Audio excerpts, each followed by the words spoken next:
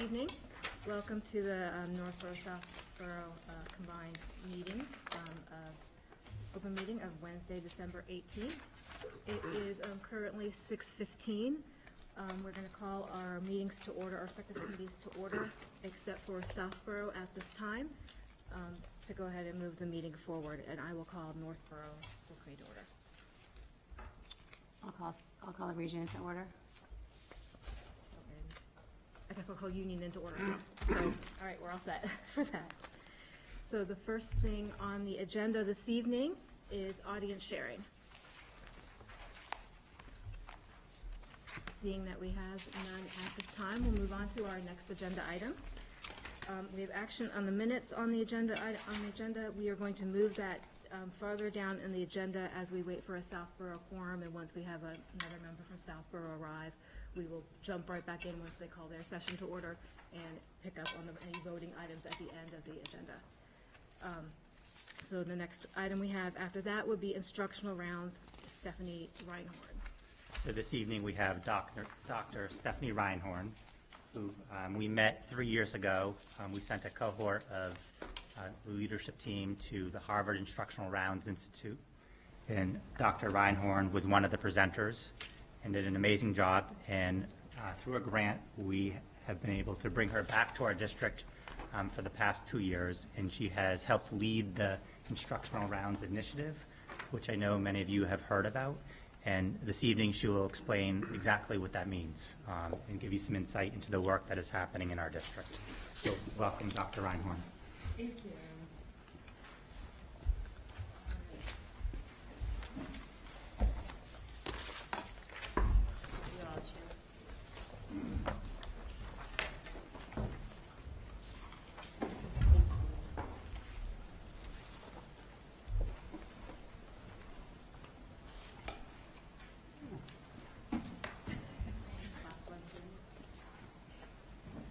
Thank you. It is a pleasure to be here tonight and have the chance to present and explain the work that we've been doing and are still doing here in Northborough, Southborough schools. For the purposes of organizing this, I decided that it would make sense to first talk about what is instructional rounds, then follow that by talking about why we're using instructional rounds in the district, and finally, how are we using it? Specifically, what does it look like in Northborough, Southborough schools? Feel free to ask questions at any time, and I'll also be happy to answer questions at the end. All right, so what is instructional rounds? Instructional rounds is a learning practice or an improvement practice that is loosely based on the medical rounds model.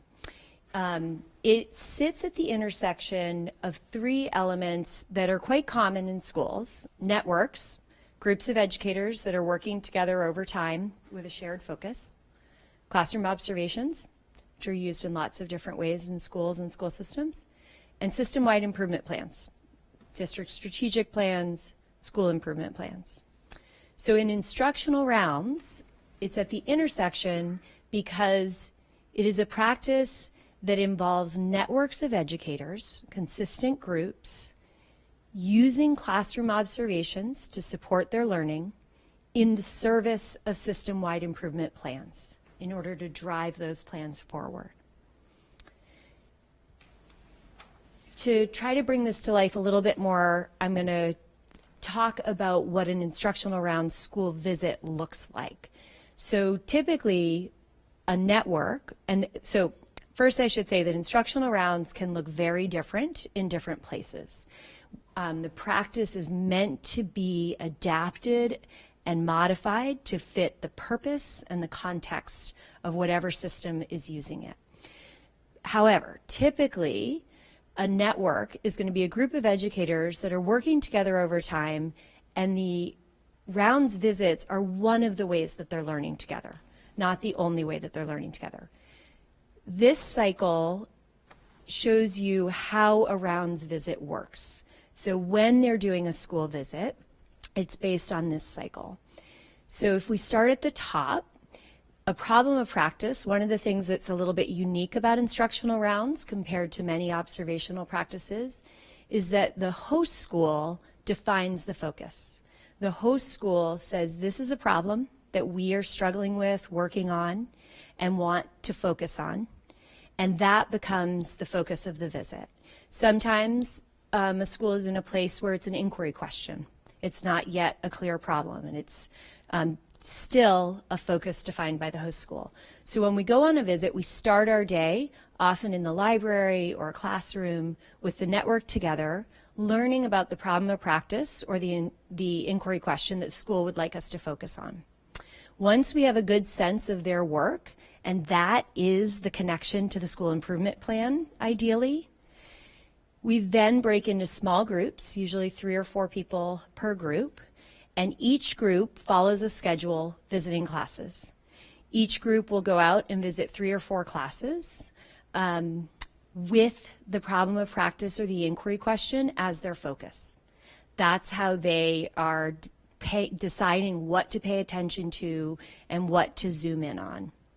After spending their time observing, taking notes, and just being keen observers as students during the learning process, we come back to our meeting place, and in those small groups, we work on describing what we saw and what we heard. So the small group, each person selects moments or data points or conversations that they heard or things that they saw, and they share those with their small group and get on the same page first just about what did we see, what did we hear related to the problem of practice. After describing what they saw and what they heard, they then move into analysis, where they start to say, so how do we make sense of what we saw? What is this telling us about what is going on related to this inquiry question or problem of practice? And this often involves identifying patterns of learning and patterns of practice across classrooms. So we are not trying to make sense of one class at a time, but we're trying to see what are the patterns across. After the small groups have dug deeply into their data and tried to understand their data, we then move to a step where we're aggregating across the groups. So we're saying, okay, this group went to 3 classes, this group went to 3 classes, this group went to 3 other classes. What are the patterns when we look across all of them at this snapshot that we took today? Those patterns help us to then identify what we often call the high leverage patterns or the summary trends from the day. And that data is then left with the host school ultimately at the end of the day, so that they can use that together with all of the other data that they have. This is just one of many data points that they can then use to say, okay, so what does this mean for our next level of work? Where might we want to go next? How does this inform other types of data and other things that we know about our work and how this relates to our improvement plans and all of that? So the next level of work ideas are often generated within the host school, in their work. And then the assumption is that this is helping to identify what skills we need to build, the learning that we need to do, the knowledge that we need to build in order to get traction on the problem that we are working on. As we do this work, the instructional core is a foundational concept that really underpins everything that we're doing. The instructional core is basically, it's where the learning is happening. And the idea is that students and teachers are interacting in the presence of content, and it's through those interactions that learning is happening. And so our goal in Instructional Rounds is to understand what's happening in the instructional core, and the task is what students are actually doing as a result of how teachers and students are interacting in the presence of content. So what is the cognitive work that kids are actually doing during the learning process? So as we're in classrooms, this is what we are trying to zoom in on and pay careful attention to. So why are we doing, so that's my speedy version of what is Rounds. Why are we doing Rounds in Northborough, Southborough schools? Apparently we're going to pop back in here. All right. So when I first started working with the leadership group we often refer to as the Rounds Facilitator Group here in the district, and we were working on how to use this practice in the system, first thing we did is said we have to get clear about why and what we're trying to accomplish. And so we worked on a theory of action, and we worked on saying, if we do this, this, and this, then what results do we expect to get? What are our goals? And we came up with these 4 main goals. So the first one is about developing a shared vision of effective learning and teaching across all of the schools and across all of the districts. The second is about fostering a collaborative community that's focused on continuous improvement. And so just continuing to foster that culture and that expectation that that is what we are about. The third is about having feedback loops in the system, meaning that it is easy in school systems, it's easy for us to sometimes get really far away from the kids in our improvement work and not have good connections to what's happening day to day. And so one of the goals with Rounds was to have this tight connection back to the instructional core so that we're always tied in to saying, how is this playing out for our learners? And all of these things are ultimately in the service of improving the tasks so that we improve student learning. So this was ultimately what we're after as we do this work. And just to retrace the steps a little bit of our journey, so as Greg said, I first met the Northborough, Southborough crew at the Harvard Instructional Rounds Institute in Cambridge. And they're probably a little surprised to see these pictures. These are actually from Gutman Conference Center at Harvard Graduate School of Education. So everyone's a few years younger. And I was actually really surprised. I often click pictures. So I'm a faculty co-chair of the Institute. And I went back through my pictures and I said, look, here they are. So this was in December of 2016. And this was the leadership group. Some of the group has changed. Well, those who are still in the district are still part of the group, but some folks have retired or moved on. This team came back to the district after coming to the Institute at Harvard, which is a really intensive 5-day deep dive into the work, really long days with a lot of team time, trying to figure out what are we going to do with this work. They came back and started building the foundation with the administrative team, starting to do work about the instructional core, about task, reading about the practice, and then invited me to come and spend 3 days with the administrative team, and we did our own retreat here. We visited schools in Westborough to start learning the practice, and then continuing by bringing that to curriculum leaders and starting to build some of the same knowledge base. In 2018, 2019, so last year, we launched the Instructional Rounds practice in terms of the actual visits, and we continued that work this year, adding in one more layer, which was that we introduced a tool called the Depth of Knowledge tool by Norman Webb to use as an analytical framework during the Rounds visits to help build our shared language as we analyze tasks. The way that we've done this is this is how we've organized the work in district is we have 5 networks, and we did this last year and again this year. The networks are mixed up a little bit from this year to last year so that people are working across different schools and we're having different levels together. But just to give you an example, if we look at Network 1, we have a mix of curriculum leaders, school leaders, and district leaders in each network. So you have all different roles, you have all different districts, and you have all different levels depending on which network, and you have central office folks in each district. Network 1, therefore, Peaslee means that the curriculum leaders and school leaders from Peaslee are in that network. If it's one of the secondary schools, like Trottier, you'll notice is in 3 networks this year. So their curriculum leaders and school leaders are split across the networks, etc. Network 1, every network has 3 visits during the year. So Network 1, there's reciprocity. They visit Peaslee, Trotter, and Algonquin. Same team doing all 3 visits together all year long, sticking together, learning together over time, having conversations that continue from one visit to the next.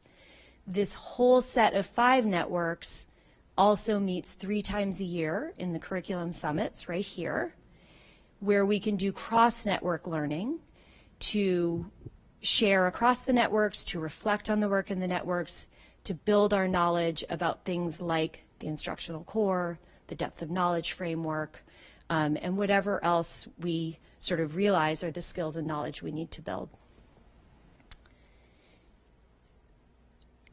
We've been using this metaphor that I'm going to share with you because it's been really helpful, I think, to the group that's participating, of home improvement. So we've been thinking about home improvement, and one of the things that's helpful is to think about the fact that when we get into home improvement projects, there's often things about our house that we love and that are great. And I would say that is true of Northborough, Southborough schools. There are things that are fantastic and that are effective and productive and working well. And then there are other things in our homes that we say, this is my project. This is what I want to improve. This is where we can get better. And so we think of it that way, that while some things are working, we're going to identify some that we want to get better at. And in order to do that work, we've got to have a toolbox. And so we need a whole set of tools to do the work. Like, you're not going to do a bathroom project with a hammer alone, right?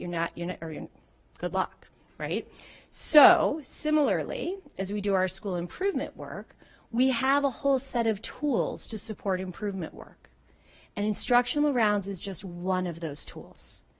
If we think of Instructional Rounds alone, we would not expect to get improvement. It is when it is working together with all of these other tools that it's going to support our improvement efforts. So if we think of any improvement cycle, we're going to need a whole set of tools as we focus in on the areas that we want to improve to move us through the process. And so that metaphor has been really helpful as folks think about, well, how is Instructional Rounds going to help us, and how does it fit in with everything else that we're doing? So just to celebrate a few of the things we've done so far, we've had 84 different school district and teacher leaders involved and participating in the process. We've had 20 school visits, 286 classes visited. All 10 schools have participated, some more than once. We've had thousands of conversations about learning and teaching. We've been living our established norms that we committed to. We've been engaging in the inquiry process, and we've been centered on continuous improvement cycles. These are just a few quotes from participants in the survey that we did as we reflected on our work last year. So I will leave those up, and I'm happy to answer questions. And I also would invite my colleagues participating in this to answer questions as well, or share anything. Yes? Madam Chair, yes. So, very interesting, right? And so it's great to have the conversations, and you showed how many on that last slide in particular, how many conversations were had, how many schools participate. Are there any demonstrable deficiencies that any of this has identified that you then be able to have made demonstrable improvements? Can you name just a couple for us, and that the viewing public could see that this is a lot of work? Yeah. And from that likely comes great work product. Can you identify some examples of that? So the first thing I would say to that is that when we engaged in this last year, one of the first things that came up for school leaders and curriculum leaders was, so what is your problem of practice? Or what we said, probably developmentally, is what is your inquiry question? What's a focus area? And as I said, ideally that would be focused on, that would be connected to your improvement plan. And for most schools last year, that was a really hard question. they had not really thought in that way about, well, what exactly are we going to pull out of our improvement plan that we would want to focus on for this? And so getting everyone on the same page about how can this opportunity with rounds help to move a piece of our work that would support the whole organization was a hard question. This year, second year in, as people understand the practice, we have gone into visits where the school leaders and the curriculum leaders have started the visit by saying, here's one of the goals on our school improvement plan, and they've handed out a piece of the improvement plan and said, and this is what we want you to help us look at today. And that has been a noticeable shift from last year, where folks did not yet have that sense of focus and of how to kind of use the set of tools to help move that focus. And so schools are then seeing, I see, and I would invite any of my colleagues to join in, a greater sense of clarity in many of the schools about how the different tools can support coherent efforts on their improvement work. So that's one thing I would name. I don't know if... So I would also add that last year when we began this process, we didn't have a shared language to talk about what we were observing. So that was very clear. We were talking about the same thing using different terms. So having a clear language to articulate what we were observing has really helped us to hone in on looking at for some improvements. I think the other major significant change has been we typically look at what the teacher's doing, not what the students are being asked to do. Yeah. So the shift really that has helped is that task predicts performance, and really looking at what are we asking students to do in service of learning, not necessarily what is the teacher doing, but what are the students doing. And I think that's helped shift some of the work in terms of the tasks, what we're asking kids to do. Yeah. Yes. When you go into a school, do you do it by subject, or do you do it by do you go into any classroom? Great question. So it can be done all different ways. At this point, all of our visits have been focusing on the whole school. Okay. And so in all cases, the schools have been identifying a focus question or a problem of practice that is cross-curricular, and it felt very important to the school leaders and to the curriculum leaders that because one of our goals was about shared vision and sort of a shared community of learners across the schools and districts, that we didn't want it to feel like it was focusing in narrowly on a set of teachers. So we have gone to phys ed classes, to music classes, to art classes, to math, to all different disciplines, and seen a snapshot school-wide. And so our inquiry questions and focus questions have been broad questions such as how are our students communicating effectively to a variety of audiences? Or what does our student talk sound like in the classroom? What are they talking about? Who are they talking to? And so those are conducive to cross-disciplinary conversations. Okay. More questions? So throughout the year, do you visit the same classrooms each of the 3 visits, or are you trying to visit all of the classrooms in each network? That is a great question. So if I go back to the network slide. So if we were looking, this time we'll look at network 2, and this is not actually in the right order probably, but if our first visit was to Lincoln Street, then our second visit would be hosted by Finn, and our third visit would be hosted by Melican. So are you thinking like Melican to Melican if they host twice, or are you thinking within a network? And I could probably answer that too. Yeah. So with some of our smaller elementary schools, primarily in Northborough, all classrooms get visited. Okay. And they generally host once a year. Once. Okay. Where some of our larger, like Algonquin, for example, right. Not all teachers are observed because of the size of the school. So they, a department might be observed but And not every week. generally, like Algonquin hosts 3 times, we will see different classes each time. So, Generally. So for each visit, you're only focusing on one school. You're not traveling to 3 schools each visit. Correct. Okay. Correct. Yes, that's what wasn't clear. Yeah. Thank you so much. Yeah. We spend the whole day in that one school. Yeah. Any other questions? Sean? So I think this is a really powerful model to look systemically at what's going on in the state. And you said you started 3 years ago. So what, what's the plan to keep it going on in the future with and bringing new people on board? So, Stephanie, you can add to this. So we started with train the trainer model, and we started big across our 10 schools, so that teachers can actually get to see the work that's happening in other buildings, in other districts within our organization. The work that we're thinking about next year is actually contracting and making it much smaller.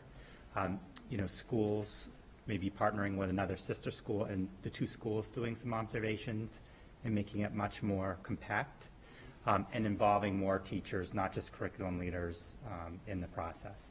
So that is phase 3 for the work next year. Yeah, and we continue to sort of develop it as we go. But given the fact that we really wanted to get the shared language and shared vision across, it felt really important to have this kind of larger scale picture. Some of the schools are already preparing in a way and moving toward that work. So this year and even last year, some of them have been doing some peer observations using the skills that we develop in rounds within their own schools, which is building the capacity to be ready to bring it into the schools.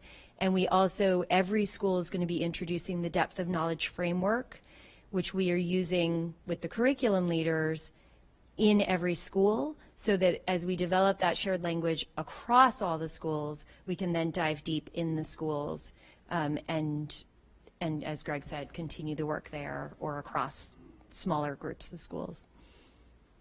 Yes? And I'm just curious, from a best practice point of view, I mean, it's effective to have 3rd grade teachers, observe a senior high school class, or it's effective for junior high school teachers to go into a 4th grade and provide commentary that's efficient. I suspect it's very interesting, but I'm surprised it's effective.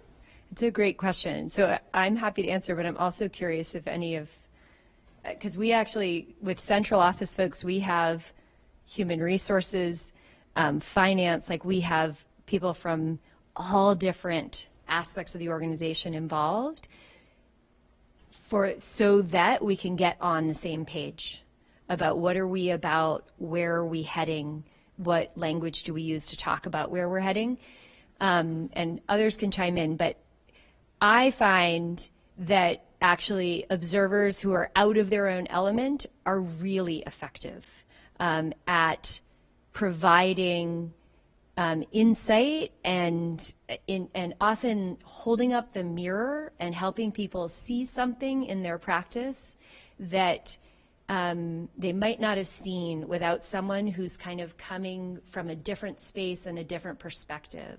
And so often the folks who feel the farthest from their own practice are incredibly helpful because they don't have the preconceived notions of how it's supposed to look or why we're doing what we're doing. They're just making sense of what's in front of them and what the kids are actually doing.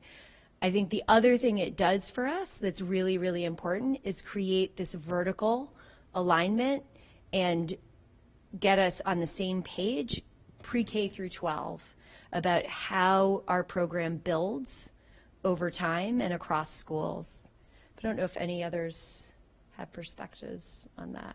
Julie, you want to jump in? Yes.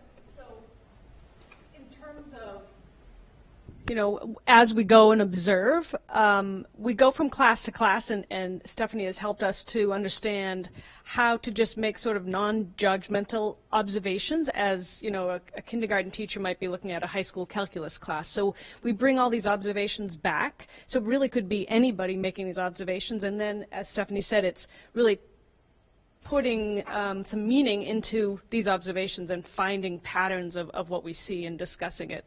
And it's been, I think, an incredible opportunity for the district to commit to this process of continual improvement and to focus on task and student work.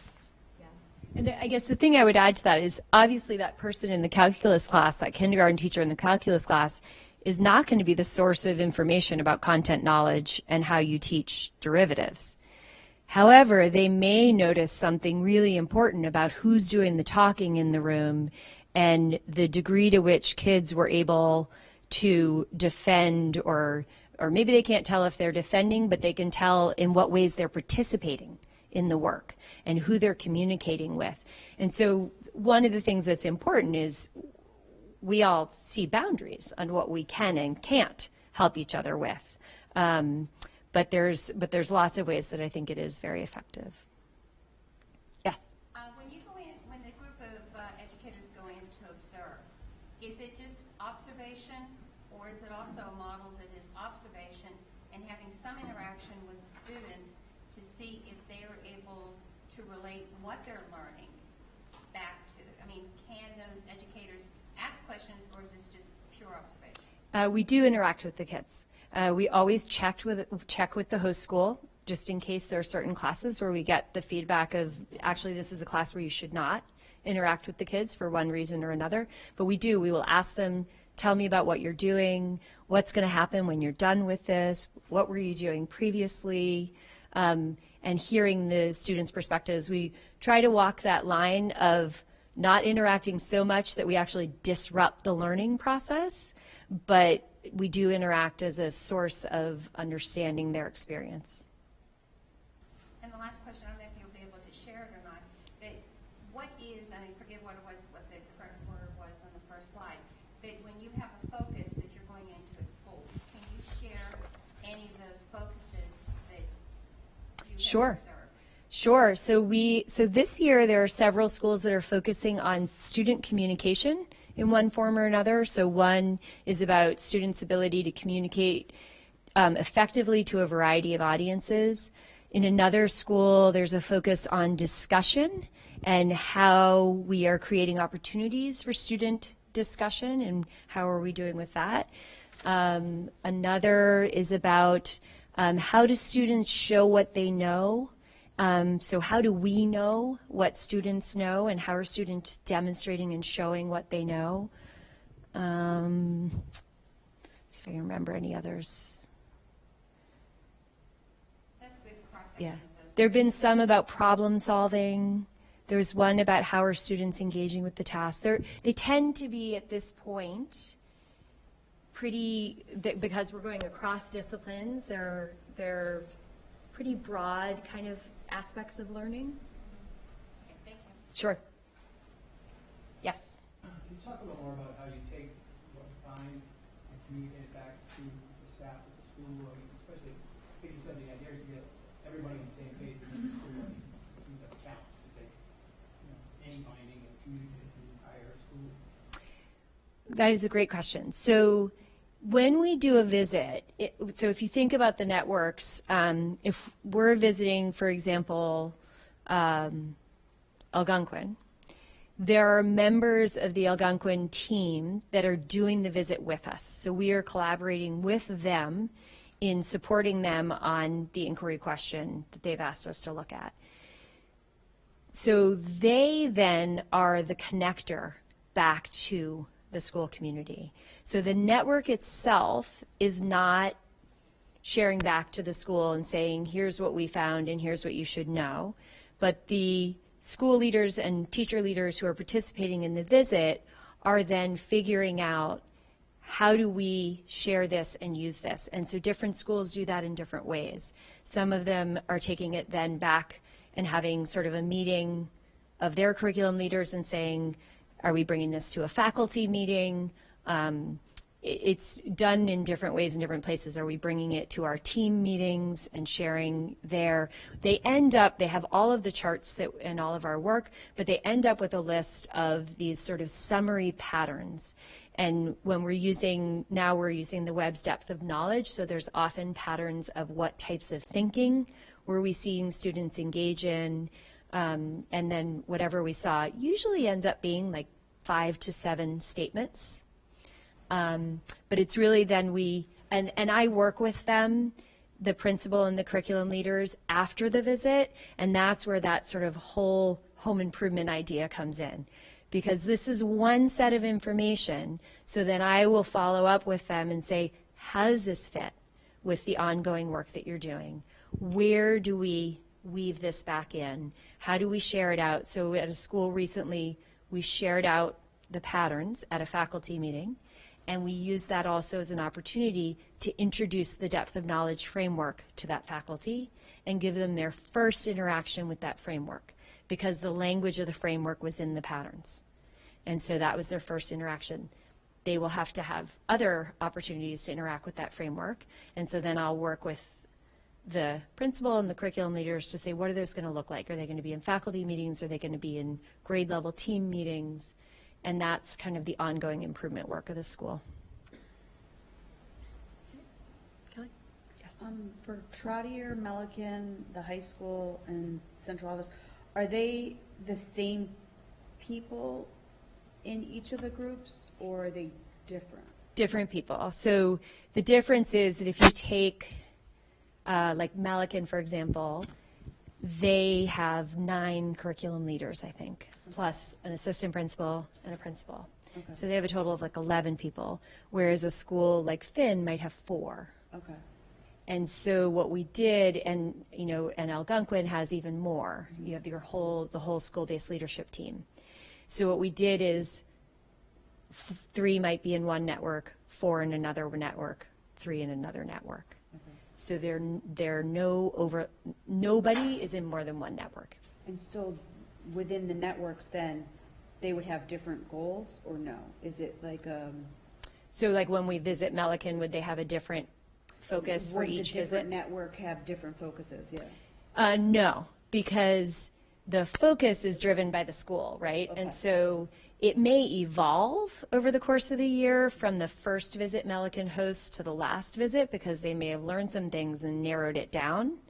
And that can happen, but it's not that it's at the discretion of the folks on that network. It's owned by the whole school. And so they're engaging. Have to come up with 3 different. No, we would actually discourage that, because Yeah. we would want them to be like digging deep into whatever the appropriate focus is. All right. Thank you so much for your presentation. Thank you. Before everybody comes back, why don't we, I have a couple of things, that way you guys don't have to move. So I was going to have Southborough call their meeting to order, I will call Southborough School Committee meeting to order. and then we'll continue on with the next information update, and then we'll come back to the voting items. That way you guys can stay put. Thank you very much. Oh, and also we have Lynn Winter participating remotely that I forgot to disclose at the beginning of the meeting, just so audience members at home also know that we have an extra member on via computer.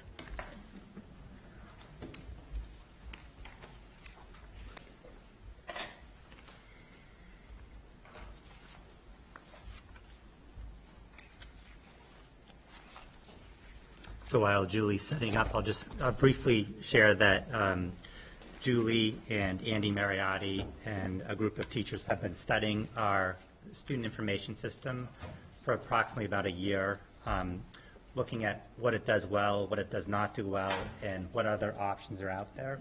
So this evening, they're going to share their findings and make a recommendation. All right. Hi, everybody. So we want to talk to you tonight about our migration to a new student information system and the process we went through to arrive at that decision.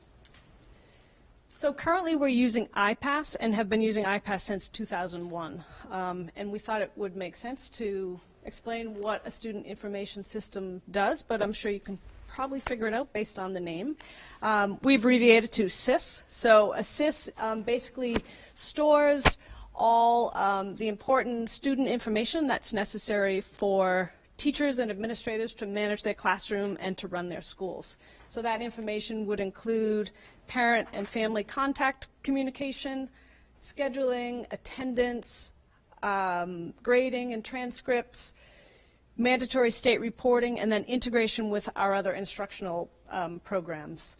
So student information stores all this data, but it's important that it provides easy access to the information when people need it. Hello, I'm Andy Mariotti, the technology manager for the district. So we've been using iPass for almost 20 years now, and it has met our needs in the past, but over the last 5 or so years, we've had to do a lot of workarounds, and especially since our needs have evolved here in the school district. So we've noticed a few more deficiencies in the software that we're unable to find workarounds for. And some of the reasons for this have been a lack of product development in iPass for the last 3 to 5 years, which results in a lot of the workarounds which I spoke about. A reduction of staffing at IMG and iPass. We typically work with one support person there that we know of. They also don't have an office presence anymore, which is a little concerning.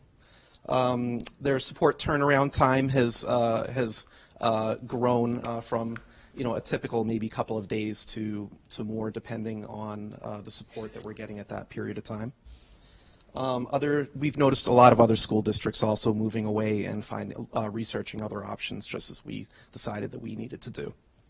And there's a lot of a lack of tools for data integration, which is very important for us now, considering that we have to integrate with so many other products that support our services in the school system. And one more thing, a lack of a robust parent-student portal, and the possibility for online forums and online student enrollment. So the process that we went through to choose the new SIS was, it started in October of 2018, so a long time ago. But at that point, we had already sort of took a couple of years to decide. I think it's time we explored a change. So at that point, Andy and I and our TJ Karen, who's the assistant district technology manager, our data specialist, Lorraine Wolfrey, and Greg, we all met to sort of start this process. And we developed a timeline, and the timeline enabled us to have plenty of time to do research, to form a committee, and to financially plan for the new system. So the committee involved representation from all important stakeholders. So it had building principals, it had admin assistants, teachers, and Andy and I and Lorraine Wolfrey, the data specialist. We met monthly, and we researched all of the different platforms that are available.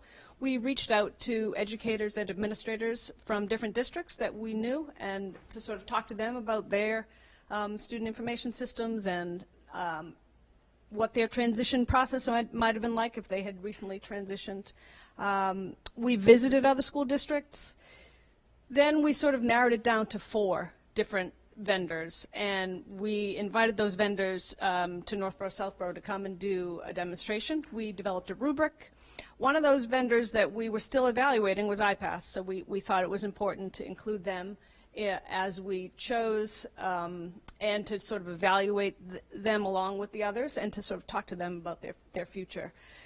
So after the 4 came and did presentations, we narrowed it down to 2, and that was PowerSchool and Aspen. And both of those vendors, they really sort of share the market in Massachusetts.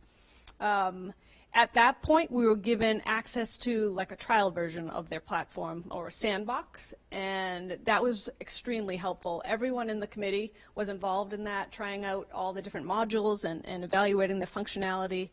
And it also enabled us to sort of prioritize what it was that was going to sort of be a decision maker for us. So we invited PowerSchool and Aspen back again. So that was in May of last year. And it was during those visits and during that sort of sandbox experience that it became obvious to us that PowerSchool would best meet our needs, and the decision was unanimous from the whole committee.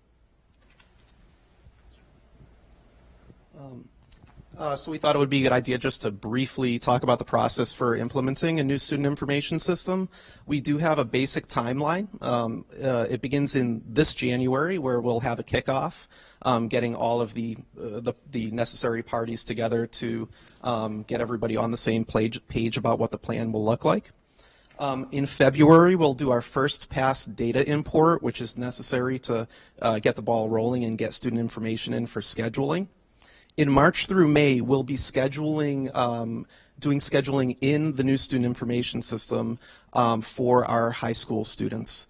The scheduling is a pretty involved process, and we feel like it would be better to get everybody on board this year who is going to be scheduling to do it now, as opposed to give them their schedules in a brand new student information system without them having that experience.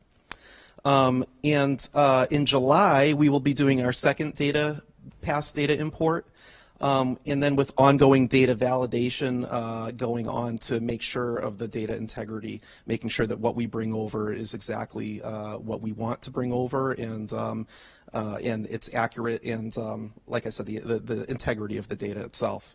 In August, we'll be working on any final tie-ups into system integrations with our various other platforms, health systems and nursing systems, and you name it, instructional systems as well. And then we will, and in addition to that, there will be training all through that, but Julie will talk about that. So in terms of the training, PowerSchool sends people to Northborough, Southborough to do some on-site training, but then we also have unlimited access to self-paced interactive videos that all people in different roles can access and go through on their own time to learn the various tasks that they'll all need based on their role. And then we plan to sort of do a train the trainer, pick some teachers from each school and then have them go and train their colleagues. So high school guidance will be trained as early as January, but the rest of the training will probably start to take place late spring, and then definitely at the beginning of the school year. So when we began the search, the official search back in October of 2018, we knew full well that there would be increased costs with a modern student information system. Knowing at that point of the increased costs, we knew that it wouldn't make any sense for us to implement for this school year. So it gave us ample time to figure out how to include the increased costs in the FY21 budget. PowerSchool is also working with us to give us early access to the system to do this scheduling. So we've been able to use some of the FY20 money, which we also planned for. So they're giving us their product at a reduced cost. Over time, we think that this will save us time and money. The new system really has a better automation with both rostering and scheduling, so we know that it will save us time and money in the future. So as you can tell, we're pretty excited about this new change. It's a big change for the district, but I think it's definitely time and it makes sense. What we're getting is a much more robust and proven system that stays current with the latest technology and education needs. We are getting better integration with some of our instructional systems. I know you guys have heard me present a few times already about Canvas, which is our learning management system. PowerSchool is the only student information system that has a seamless integration with Canvas, and so that's going to be super helpful, save us time and money. We're going to move to online permission forms. That'll save us time and money. We also are going to be able to enroll new people to the district online, saving us time and money. And what PowerSchool offers in terms of their support is, it far exceeds what iPass could offer us. They have phone support from 6 a.m. to 12 midnight, and they have these very active user groups, and there's one that meets monthly in Shrewsbury. So we feel like with the support and the collaboration with all the other people who are using PowerSchool in the state, that we're going to be positioned well to make this transition smooth. A couple more things that we took into consideration in the process. PowerSchool really has a proven architecture, and the data, starting really with the database itself. And when you do a comparison with PowerSchool and other student information systems, and let's say you're a database administrator, you notice a lot of those things. It's a very well-designed system with an intuitive query language that is useful for, it'll be a lot easier to get the information out in than what we're used to with iPass. It's very easy to navigate and enter data. It's got a very clean user interface. The screens for our secretaries, is that the right word? Admin assistants. They all really liked the interface and were very impressed with it. PowerSchool uses industry standards for data privacy and for security, which we're very heavily invested in. There are solutions to a lot of our ongoing issues that we've had with regards to syncing data. There are different reports formats that we have, scheduling issues. It has a very robust scheduler as well. The company is also proven. They've been around for the same time as iPass has been, but has, like Julie said, retains about half of Massachusetts as their customers. So I think that's all we have in terms of what we wanted to present to you, but does anyone have any questions? I have two questions. First question, so is next year's, or this, and I mean next year meaning 20, just, the schedule you gave us. You mentioned high school. Is this also going to be for the middle school and elementary schools, or is that going to be the following year? So we will be rolling out full implementation for the district. The high school and middle schools, they do online scheduling in the previous year, whereas at the elementary schools, I think they do it at the start of the year, if I'm not mistaken. Okay. Yeah. And then, so my second question is, so for parents' interest, me being one who has 2 children, so I get in the beginning of September, the stack of paperwork that's the same information on 4 different sheets. Correct. So I'm not going to get that anymore? No. Oh, parents are going to love that. Well, you will get it this year. Well, we might not. We might be able to. Yeah. So maybe in September, but Maybe in September. definitely not going. I'm going to do my best to try it. Okay. Try it out for this year, but. Sounds good. Well, I have several. You kept talking about all the time and money that's going to be saved with this new system. Have you put a number together with that to kind of cost justify it? And has Greg been given that number to put in next year's budget? We haven't. I could talk to that a little bit because I do a lot of the integrations with the other systems that we have, and I also have staff that do a lot of the integrations. And I would say that, for instance, our systems manager here might spend upwards of 25% of her time dealing with issues that involve getting rostering and data to sync between Canvas, which we've chosen as our learning management system, and iPass. Unfortunately, since there's no product development, there's no way for us anymore to get data in and out of iPass without manually doing manual operations in between. We've worked with them. We've really tried to get them to make improvements to the product, but they're really at a point where they've been purchased by a larger company and aren't making any improvements. They're adding add-on products onto it to try to make it work, but I spend a lot of time importing and exporting data out of different systems, of which we have numerous. And that's just one of the things that takes up a lot of my staff's time. But I think also you could probably speak to the online forms and the online registration and the amount of time that's going to save a lot of our admin assistants. Yeah, and the finance department and Greg has been involved from the very beginning in terms of the cost. So this isn't the first time he's hearing about it. I'm sure that's So, yeah. I'm also a big Plan B guy. I mean, you talk about all the workarounds with iPass and I suspect these PowerSchool people have told you that they've got ways to seamlessly migrate the data from iPass into their tool.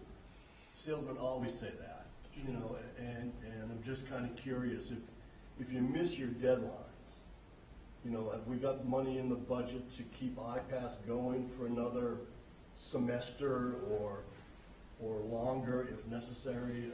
We kind of talked through that a little bit. These things happen in conversions of this nature all the time, I suspect. No, and we're aware of that. We have factored into the budget the transition costs because iPass has sort of given us a bunch of different scenarios. We also have a colleague who we trust who worked for our district for years, now works for the Carlisle school system, who just went through the whole system and the whole transition and is willing to help us out and share with us his whole process. I don't know if Andy, you want to speak to. We do have that. We have like Julie said earlier, we've spoken with a lot of different districts, and a lot of the districts that we have staff members who have moved on to other districts who have migrated from iPass to PowerSchool, as we are doing, and so we have a lot of support and a lot of knowledge around that. We do. We will have the old iPass student information system for a full 3 months after the conversion. And with an option to extend that if necessary. And we, let's see. And so you have plans to continue to populate data into iPass as you're populating new data into PowerSchool? No, we wouldn't. I'm sorry, we wouldn't do that. It would be a read. Then you won't have a tool. I think part of us starting early too is so some school systems do the transition in the summer. We're going to sort of get a jump start on that by getting access and sort of slowly being mindful and planful of this transition. And given that they've done a lot of iPass to PowerSchool transitions, there hasn't yet been, and I don't plan on ours being, an issue where it doesn't make sense to be entering the same data into two locations. Well, we're going to have, at the end of FY20, a database with iPass that is a perfect record of where we are at that moment in time. And we really need to keep that in order to, and then we need to move on with the new student information system. It has been in the past, other school systems have run them simultaneously side by side, but that's very infrequently done anymore. I have a couple questions. This sounds awesome. As a parent, I can say that I deeply appreciate the idea of being able to go online and just enter things online instead of filling out the same forms every year. So I'm looking online at the PowerSchool website. So is it PowerSchool SIS that we're purchasing? Okay. And then can you talk a little bit just for parents who watch this or are listening about what tangibly this is going to be doing for people? Is it's scheduling, it's all those kind of different things that it does? Sure, it depends. It all depends on the age of your child, but probably I know at the high school level, students and parents log in to do course requests, and they'll be able to, parents will be able to get an updated record of attendance because attendance will be kept. They will access for maybe report cards and progress reports. They'll fill in their biographical data, and so there'll be communication that'll happen probably with PowerSchool. If you're maybe a graduate and need access to transcripts. It's a lot of sort of parent interaction, but it really is mostly used sort of behind the schools with teachers and administrators to sort of run the school and manage their classrooms. So will there be a parent sort of, will there be an information will go out about how to use it and all that kind of stuff? Absolutely, okay. Yeah. And then my other question is around the privacy and security. So can you talk a little bit about that and backups and how that all works a little bit? Sure, absolutely. We did just a few years ago. We took advantage of iPass's cloud service, so that way we were able to give iPass the manage it in a hosted solution that was private. We feel like after talking with PowerSchool that I don't know what the word I'm looking for here, but they're committed to providing very secure and access to data. Security is well built in. The protocols with which we communicate with the new student information system are industry standard. They're very forthcoming on their website about their privacy agreements with schools and with students. We were very impressed with their answers to those questions, and that's pretty much it. I think. And it's cloud-based solution. Yes. And they have data backup. Yes, absolutely. Yep. So, and that's something that we've always done, whether it was here on premise. We always had that data backups and offsite backups. Within our hosting agreement, that is included with our existing agreement with iPass and obviously with our agreement with PowerSchool. Yes. Yeah. To follow up on Jessica's question about what it would look like to parents, I had a quick question of, I know how you said the high school, middle school, and elementary use it different. Are we going to have a discussion of principals as they roll it out as far as how they're going to use it? As far as I know, high school use report cards now. Middle schools, I don't know if some do paper, some don't do paper. Is it going to look more individualized as we roll it out to parents, or? So I think it depends on the school and age level, as Julie said. But pre-K through 12, we have report cards. This will be our warehouse for the report cards and design. And I think another key feature is that we have to input information into this system. For example, every year, emergency contact information, if that changes, we have to take the hard copy of paper and input it. This will allow parents a portal into that type of information so they can update it and change it without having to have a third person enter that information in. But it really depends on the grade level in the school.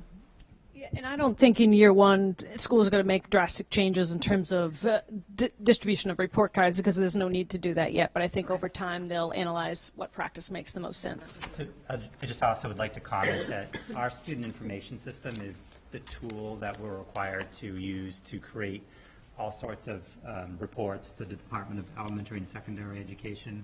So it is our data warehouse, and we report 4 times throughout the year. Information on educators, teacher evaluation that is required of us. This is that tool that allows us to do that type of reporting to the department. And that was Lorraine Wolfrey's input. She's our data specialist who handles all that and has spoken to many people about how that works with PowerSchool. And Sean? This is quick. You already said that it completely connects to Canvas, so that I assume the teachers will only be doing, right now a lot of grades are all on Canvas. They will just migrate over. They don't have to double enter. correct. So I just wanted to say that I currently use PowerSchool. I went from last year using a pretty archaic system to now using PowerSchool. I felt like it was pretty intuitive. I pretty much taught myself just clicking around. And one feature, to go to Jessica's question, is communicating with parents is really easy, especially parents who speak other languages. I don't know if iPass has this feature, but if a parent speaks another language, you type in your email and you click the language and it translates it for you and it sends it to the parent, and that's something that I've used a lot. So I support it. Great, thank you. Yeah, of course. All right. Well, thank you so much for your presentation. Thank you. We look forward to it. Sounds great.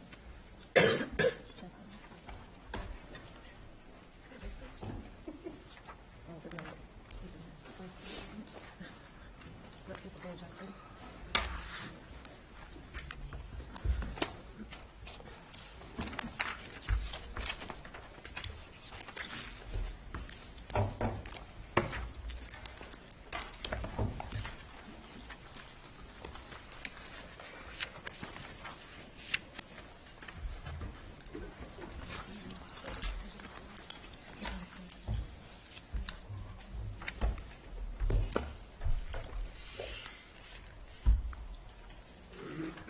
As we're waiting for our quorum to be assembled, I think the personnel report is just a distribution. Just a distribution, no personnel updates at this time. I'm still holding off on those voting items until we Yes. have quorum in play. I'd be happy to begin with an update of my goals. Or Committee distribution wishes. of the Assabat Valley. Yeah. Distribution of the Assabat Valley Collaborative Quarterly Report. So in your packet is the Assabat Valley Quarterly Report. And again, I just can't say enough about our partnership with Assabat Valley Collaborative and the value add that they bring to our district, from transportation to allowing us competitive bids to the networking that happens in terms of job alikes and as well as programs that they bring to our district. And it is an outstanding organization that we benefit from greatly.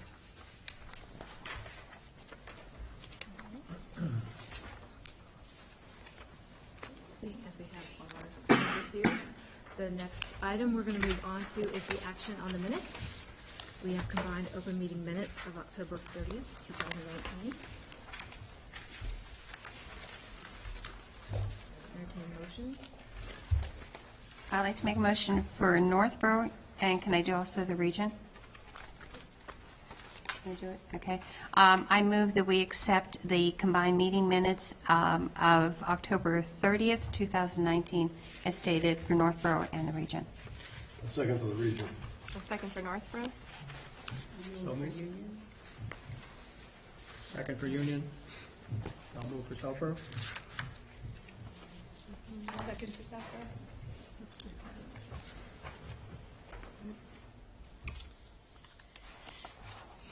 To Jessica. Jessica, the motion for Southborough was, who seconded for Southborough? Okay, say it out loud. All right, so Joan moved for Northborough and Lauren Bailey seconded.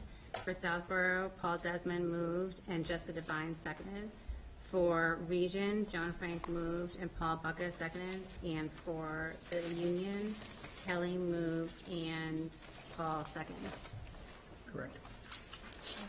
I just do one vote, I'll vote three votes, we'll vote three separate, clear and concise. All in favor for Northborough? Unanimous. All in favor for Southborough? Unanimous. All those in favor for Region? Do you need a roll call? Yeah. For minutes? For Lynn. Is Oh, Lynn? Lynn, we need a roll call for Region. Lynn? So, Yes. yes. Yes. Yes. Yes. Yes. Yes. Yes. Yes. I got unanimous for Region. And then all in favor for the Union? Is that everybody, 1, 2? Unanimous for the Union. Thank you. Second, next thing we have on our agenda to vote on is the recommended 2020-21 calendar. So in your packet is the recommended calendar. This has been brought forth before the committees on 2 occasions. The first day for students would be Wednesday, September 2nd. This follows our traditional school calendar. There are a lot of changes in this calendar. And the last day of school at this time would be June 18th. Pending, of course, any phone calls early morning from. I think I filled my quota for this year. Do you want a motion? Sure, we'll motion. Well, I move for the region that we accept the proposed 2020-2021 student calendar as provided. Second for the region? So moved for Northborough. Okay. So moved for Northborough. Yep. Second for Northborough and Union. And a move for Union. Move for Union. Second for Union, and I'll move for Southborough. Second for Southborough. All right, so it's moved by Lauren, seconded by Kelly for Northborough, moved by Paul, seconded by Couture for Southborough, moved by Paul Bucka, seconded by Dan Kalenda for Region, and moved by Kelly, and seconded by Paul Desmond for the Superintendent Union. Any discussion on the calendar this evening? All right, seeing none, we'll go ahead and, all those in favor for Northborough? All those in favor for Southborough? Roll call, vote to approve by region? Yes. Yes. Yes. Yes. Yes. Yes. Yes. Yes. And all those in favor for the union? Thank you. And lastly, on our agenda, we have superintendent goals update.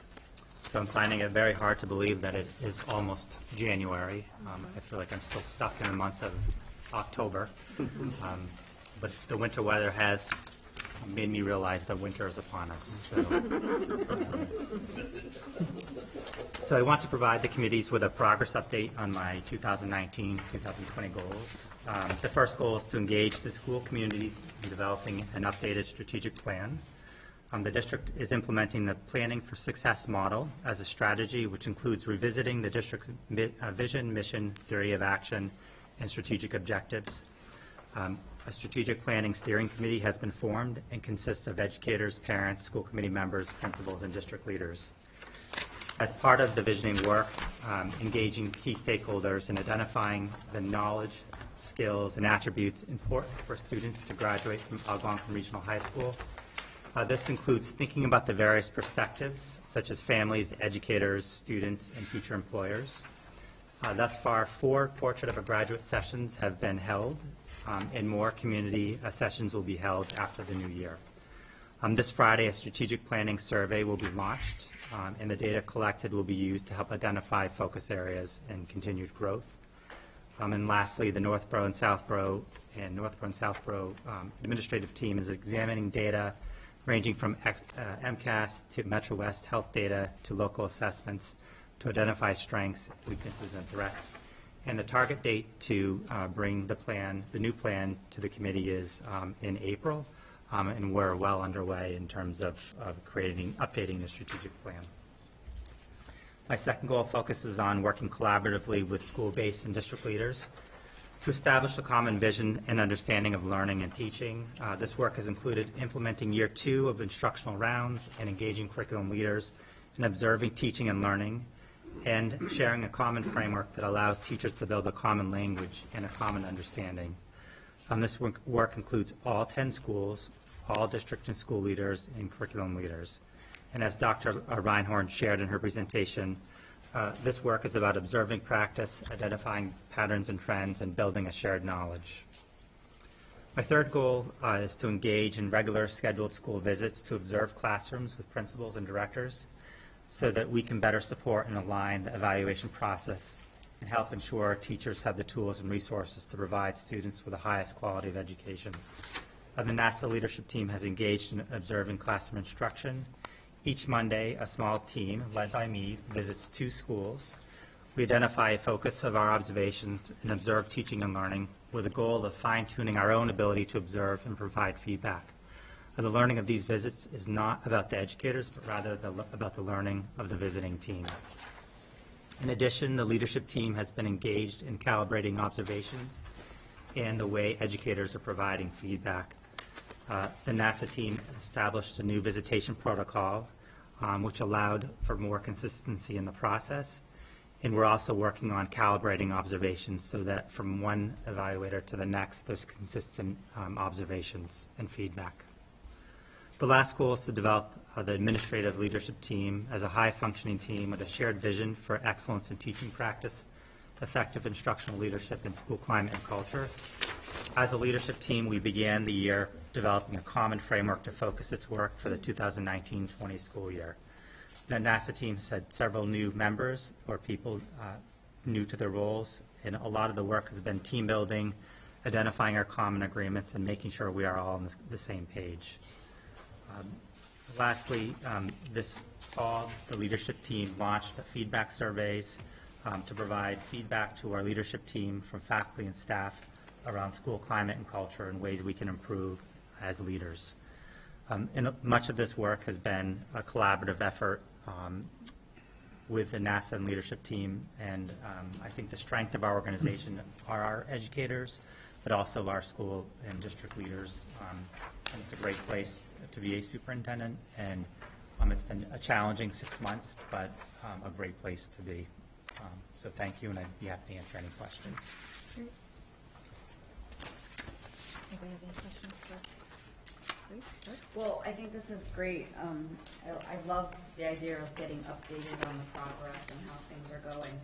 I'm not sure if this is kind of the time to kind of bring it up, but I know we were handed an amendment to the thing, or I don't know how I'm going to say it. There's a new, there's going to be a new evaluation process rolled out from DESE, not this year, but next year. So Joan and I attended a presentation, and so this kind of just summarizes what we saw. And one of the things that we both thought would be helpful is MASC does trainings for it, and you know, they're open to coming and presenting to us and explaining to us and breaking it all down for us and things like that. So we thought that'd be helpful to do too. Yeah, and if I could just talk to this page that Kelly and I put together, there, one thing that maybe Greg could send out is there's a link to the email that Kelly had sent that has the 34 slides. And what we did is we just put down some highlights from a couple of the slides, and things that might be really pertinent. And I think the first one is that we can go to a 2-year cycle of evaluating the superintendent if the superintendent has had 3 years in the district or in that role, and it is at the discretion of the school committee and of those school chairs that work with the superintendent to decide. So if you look over some of the bold points, there's some things that have changed, and if you look on the back, there is something on slide 29 about what is required and what is optional as far as the summative evaluation that happens. And I think the thing that I took away from Dorothy Presser, and also who led it along with Claire Abbott from DESE, and also Mr. From MASC. Len Kuchar. Thank you. And what they were saying is that these are not mandates they're coming down, but they want us to work together to say we have the tool, but we can adapt it to the way we want to, which gives us, you know, it isn't so rigid anymore as it's, okay, what do we like and what do we not like, and how many goals do you have to have, and how many, you know, SMART goals do you have, and how many, you know, ratings do you have to have. So I think it was pretty good. And on this last page, it is the MASC does offer what Kelly mentioned, the training. It's called the new improved streamlined superintendent evaluation process. So it is up to the committee or to the chairs, you know, to see if you would like to have, they will come in and talk to us as, you know, our full committees on the new process if you think that it's pertinent or not. But it was important, I think, for Kelly and I to go to it, and it was very informative. Yeah, and this year there is an option to pilot the new, there are some school districts that are piloting it, and so if we choose to do that also, you know, then we'd be able to provide them input on how we like it or don't like it, which hopefully, you know, there's good districts doing it. Mm-hmm. Thank you. Any questions on Jane Kelly's? Great. Thank you. All right. So I think that leaves us at any other business which may legally come before committee. And our next scheduled committee meeting will be Wednesday, March 18th, 2020. Entertain motions to adjourn Northborough and Southborough and the Union. So moved for Northborough to adjourn. Second, Northborough first for Union, motion for Union. Any second for Union? I'll second for Union, and so move for Southborough. Second for Southborough. All those in favor? We're adjourned, and high school will continue on with their meeting, and they'll take a 5-10 break.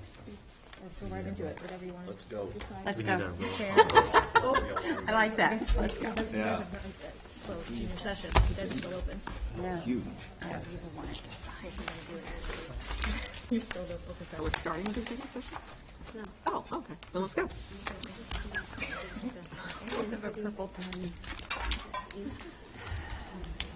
I like purple. Did you get your calendar? Is that what it is?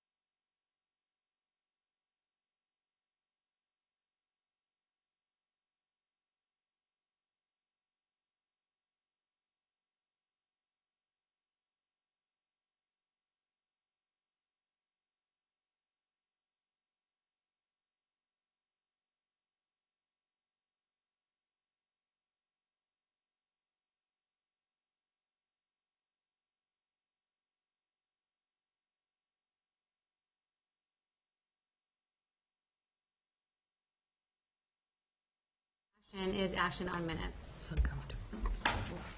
So do I have a motion to approve the action of the open meeting on November 20th, 2019? Paul? I would move to accept the open meeting minutes of Wednesday, November 20th, 2019. Do we want to do both together? Can we do both together or not? Second to retain. Second. How about we can? Oh, so we can't, because it's roll call. Oh. All Well, right, you so still first can. by Paul Still and. roll call. Never mind. Did you second? Yes. All right, so first by Paul Buckett, second by Dan Kalanda. It's a roll. Oh, you can. You don't have to. Dan This said is you fine. can. Oh, we There's can. no reason why. There's no reason why you can't. Okay, let's go. Okay. Okay, so do I have a motion for the executive session as well? So moved. Second. Okay. I'm going to retain it, right? That's correct. Yes, to vote and retain. So first by Dan, second by Paul on the executive session minutes. Lynn, you ready to roll call?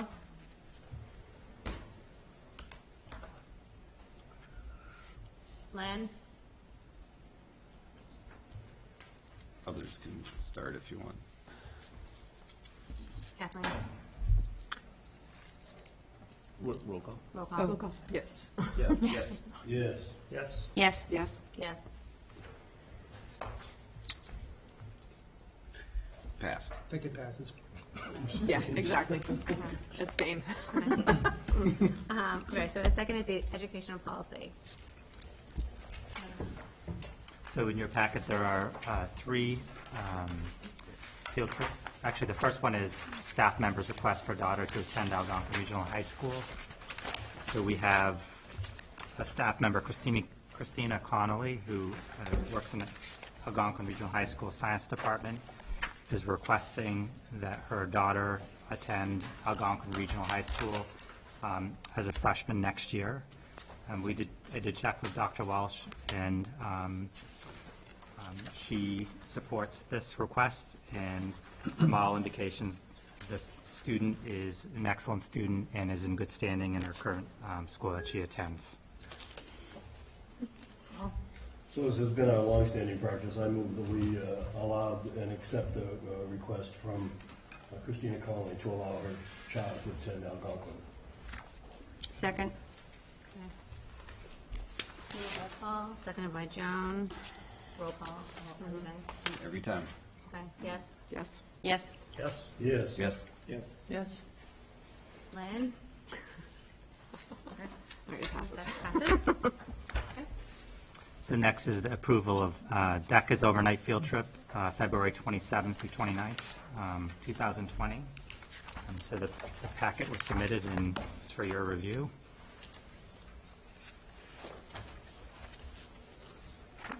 I move that we accept DECA's overnight field trip request for February 27th through 29th, 2020 in Boston, Mass. Second. Joan, seconded by Paul Bucca. Roll call, yes? Yes. Yes. Yes. Yes. Yes. Yes. Yes. Next is the approval of the Harbinger's overnight field trip to the Columbia Scholastic Press Association Conference, March 18th through the 20th, 2020 in New York. So move to approve? Second. All right, moved by Dan, second by Paul Bucca. Roll call. Question. Sorry, question? Could we do the dates again for that one? Is March that 18th through the okay? 20th. All right, thank you. Roll call, yes? Yes. Yes. Yes. Yes. Yes. Yes. Okay. And lastly, in your packet is the approval of Algonquin's Writing Center's overnight field trip to the annual Secondary School Writing Centers Association Conference, March 12th to the 14th, 2020. So move to approve? Second. Moved by Dan, second by Paul Bucca. This is another roll I have a call. question. Can I, on this one, is this a new trip? I don't recall this. Is this one that we've been doing all along? We've done this trip We have. Okay. All right. Thanks. Okay. This is another roll call, yes? Yes. Yes. Yes. Yes. Yes. Yes. Yes.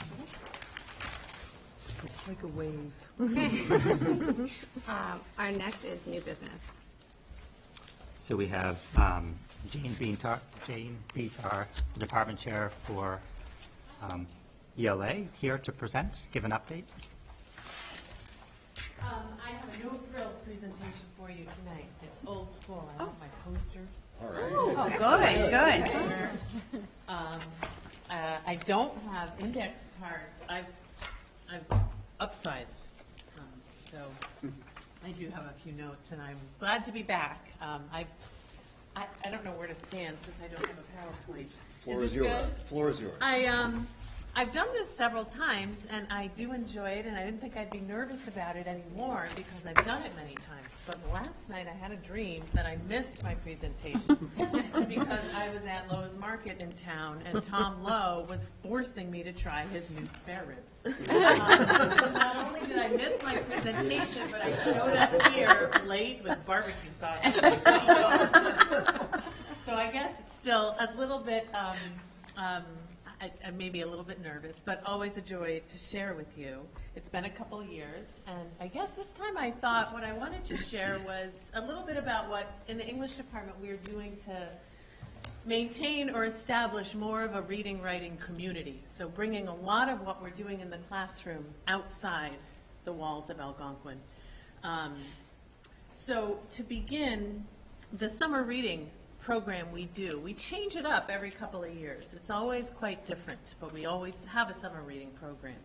In the past 3 years, we have attached a writing contest to our summer reading program. So if the theme of summer reading was courage, we would have a writing contest in September on the theme of courage and invite students to write an essay that illustrates or defines courage. Friendship was last year, and this year we decided to ask kids to read nonfiction, any nonfiction of their choice. So the writing contest piece was to tell your story, to write a nonfiction piece.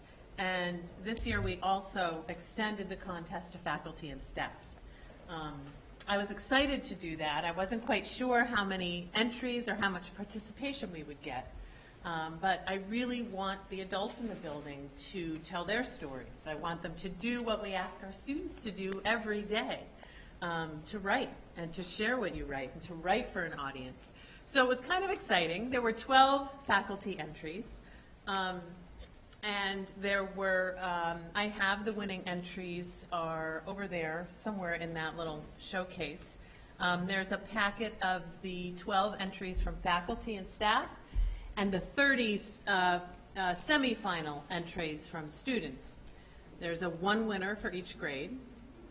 And then there were 3 faculty winners. And I'm hoping to these folks who did win will share their writing through our school publications.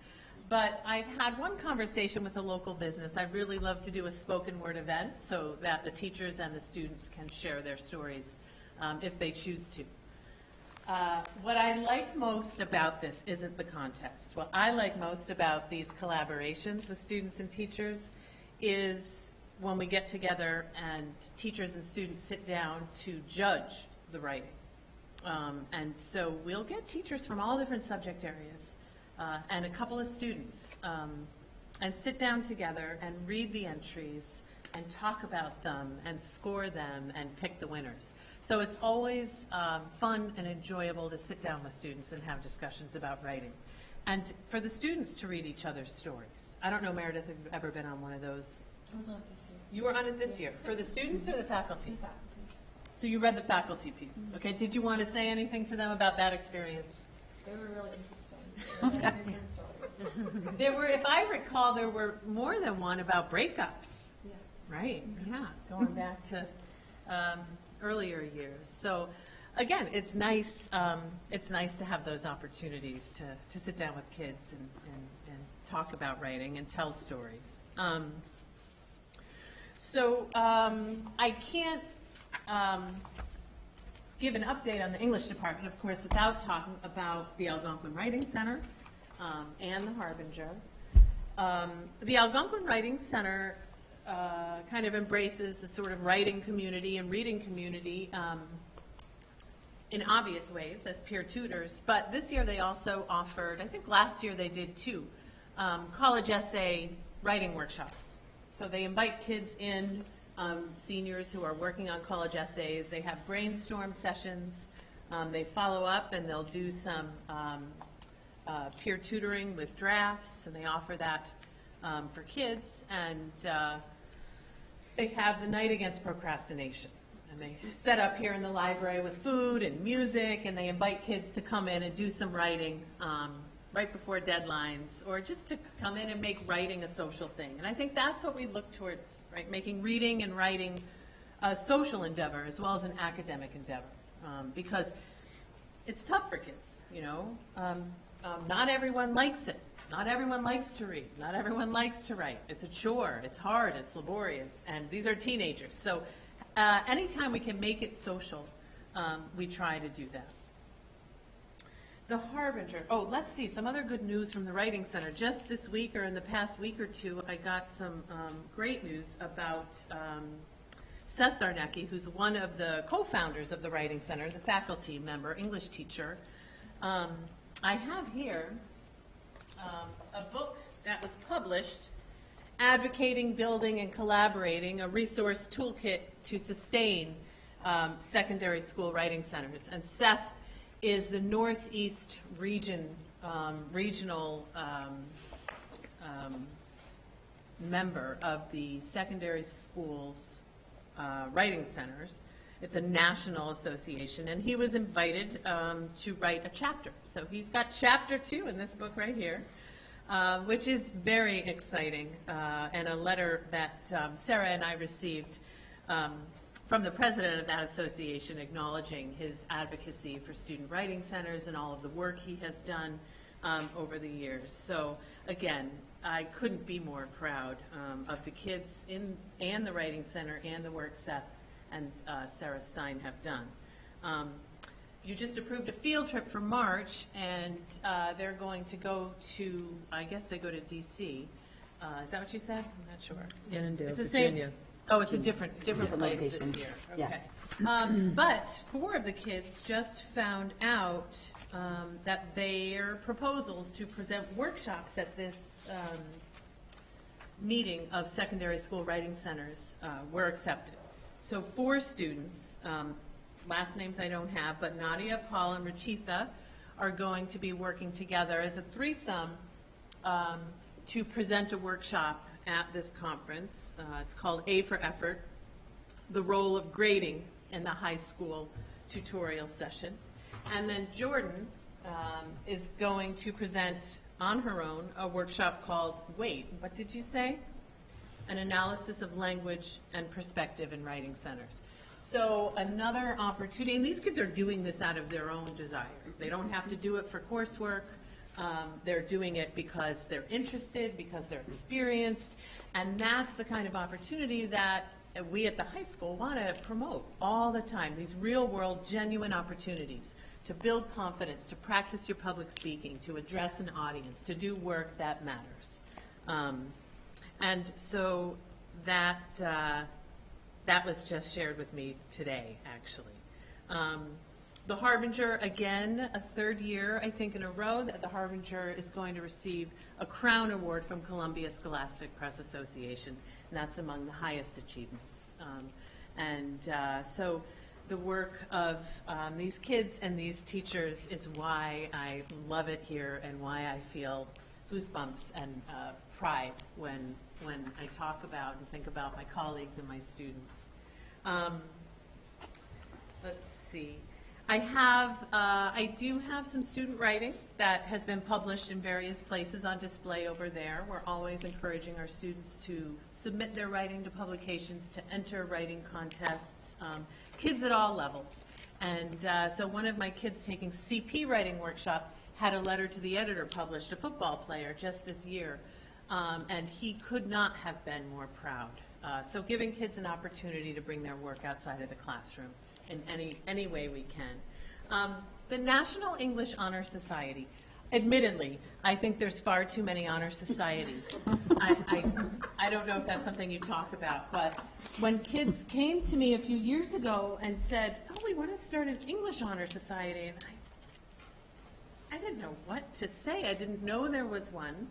I'm sure the look on my face wasn't very comforting, but it's now 3 or 4 or 5 years later, and I'm really proud of the kids, and I'm happy to be the advisor. We worry that they're doing it just to pad their resume, but the work I see these kids doing isn't necessarily that at all. So the Honor Society, the English Honor Society, Meredith is a member. She's going to speak just very quickly to something she's been doing. They're working on a cool project where they have drafted children's stories. They pitched ideas in small groups for 2 children's stories, one for like a K through 2 audience and one for maybe a 3 through 5 audience. And they drafted these stories, and this year they're visiting elementary schools. They went to Peasley, they went to the Finn School, and they're reading the stories to the kids and getting some feedback so that they can go then and make revisions and publish the stories and hopefully ask the kids to do the illustrations so that it's a nice combined collaborative effort with the high school kids and the elementary kids. Meredith, what book did you work with? You went to Peasley. Yeah, we worked on the one with the penguin. So it was supposed to be like an educational book for young students about the effects of pollution and what like normal people could have on like a climate in where a penguin would live. And it went pretty well, but we read to them and they liked the book. They thought the penguin was really cute, but a lot of the kids didn't understand the concepts that we put in the book, and we found it difficult to explain because we forgot what it was like to like not understand what pollution is and not understand what like climate change is. So. And I found it, so they shared their feedback, and I'm sure they're as honest can be. it was funny because I remember hearing the kids talk about how to end this story. You know, should this polar bear is on a iceberg that's shrinking and getting smaller and smaller. And I think that, you know, some of the teenagers wanted the story to end harshly. Say, this is a real problem. Like, perhaps this polar bear doesn't survive. And the kids told me that, our kids, our students, the teenagers told me that one of the elementary kids, or two of them, said, well, you shouldn't end it that way. You should just have one of the adults come in and fix it, you know, make it right. So I'm sure they'll take this feedback and sit down, and we meet tomorrow, so they're going to talk about stage 2. But that's been a fun collaboration that we will continue until those books are published. And the elementary kids can have a part in that as well. The other collaboration is, again, social. These are all social ways to read and to write and to tell stories. Kids in the English Honor Society go to the Northborough Senior Center, and they've started a tradition for 3 years now of doing book clubs with them. So every fall they ask the seniors at the Senior Center to pick one book off of the summer reading list that they want to have a book talk about. And they do just that. And then and while they're there in the fall, they talk about the book, and then they pick the book they want the teenagers to read for the spring book club session. So that's happened for a couple years now at the Senior Center in Northborough, and I think we have some members of the Honor Society who are trying to get something similar going in Southborough. Again, I know you won't have time because this will be a very long night, but we do have drafts of those stories I've been talking about hanging on the pillars over there, and some pictures of the elementary kids at the Finn School. So to end tonight, as far as my sharing tonight, as far as our work in the English classroom, we've been thinking a lot lately about how kids aren't reading like they used to. There's a different kind of reader, there's a different kind of student, and kids are not reading, and their tolerance for reading is much lower. And so we thought, you know, what do we just combat this? What do we do? We've got to change our ways, and these are new learners. And so we tried a couple different things, and one of the most successful ways that we've worked with a new student who doesn't read as much is independent reading. So typically our English classes would have 5 or 6 core novels, a bunch of short stories, some plays and poetry that everybody would read. But we're making a move, especially in the 9th and 10th grade, to give kids a choice in what they read. So there's a lot more independent reading. Pick your own books. Come to the library. Find the book that you'll like. Read in small groups. Have small group discussions. And the 9th grade just did work here in the library. There's a couple 9th grade teachers, and they got their classes together, and they did some book groups across classes. And so, again, making it social, building their confidence when it comes to talking to other kids, to talking about literature and reading. So it's an academic endeavor, but it's also kind of social, building confidence and face-to-face kind of speaking skills and things of that sort. What else have we done? We've thought about our curriculum, and we have a course that fills a void. So we were thinking about how our curriculum is really kind of tragic and dark. Good literature is often tragic and dark in many ways, as it is beautiful. And the students have told us over and over again, and we've agreed with them, that a lot of our coursework is dark or tragic. So we needed something a little bit lighter, a little bit more entertaining, and we're offering a comedy and satire course, which is going over really well in its very first semester. It's a semester elective, and it's open to 11th and 12th graders at both levels, and this is the first year that it's running. It took the place of Russian European literature. So went from existentialism to laughter, I guess. Trader Steve Martin. Right, so 2 very different courses, but I think it's filling a void. It's filling a space. Kids want to laugh. Laughter is therapy. Sarcasm is something that we see around us everywhere, and so kids don't have, and satire. They have an opportunity in the other courses, a small opportunity to understand satire. And now they're leaving high school, and it's everywhere. So comedy and satire is going over quite well. We are also looking, postmodernism, postmodern literature has been quite successful for a few years, but we're finding now that the books are kind of just going right over the kids' head.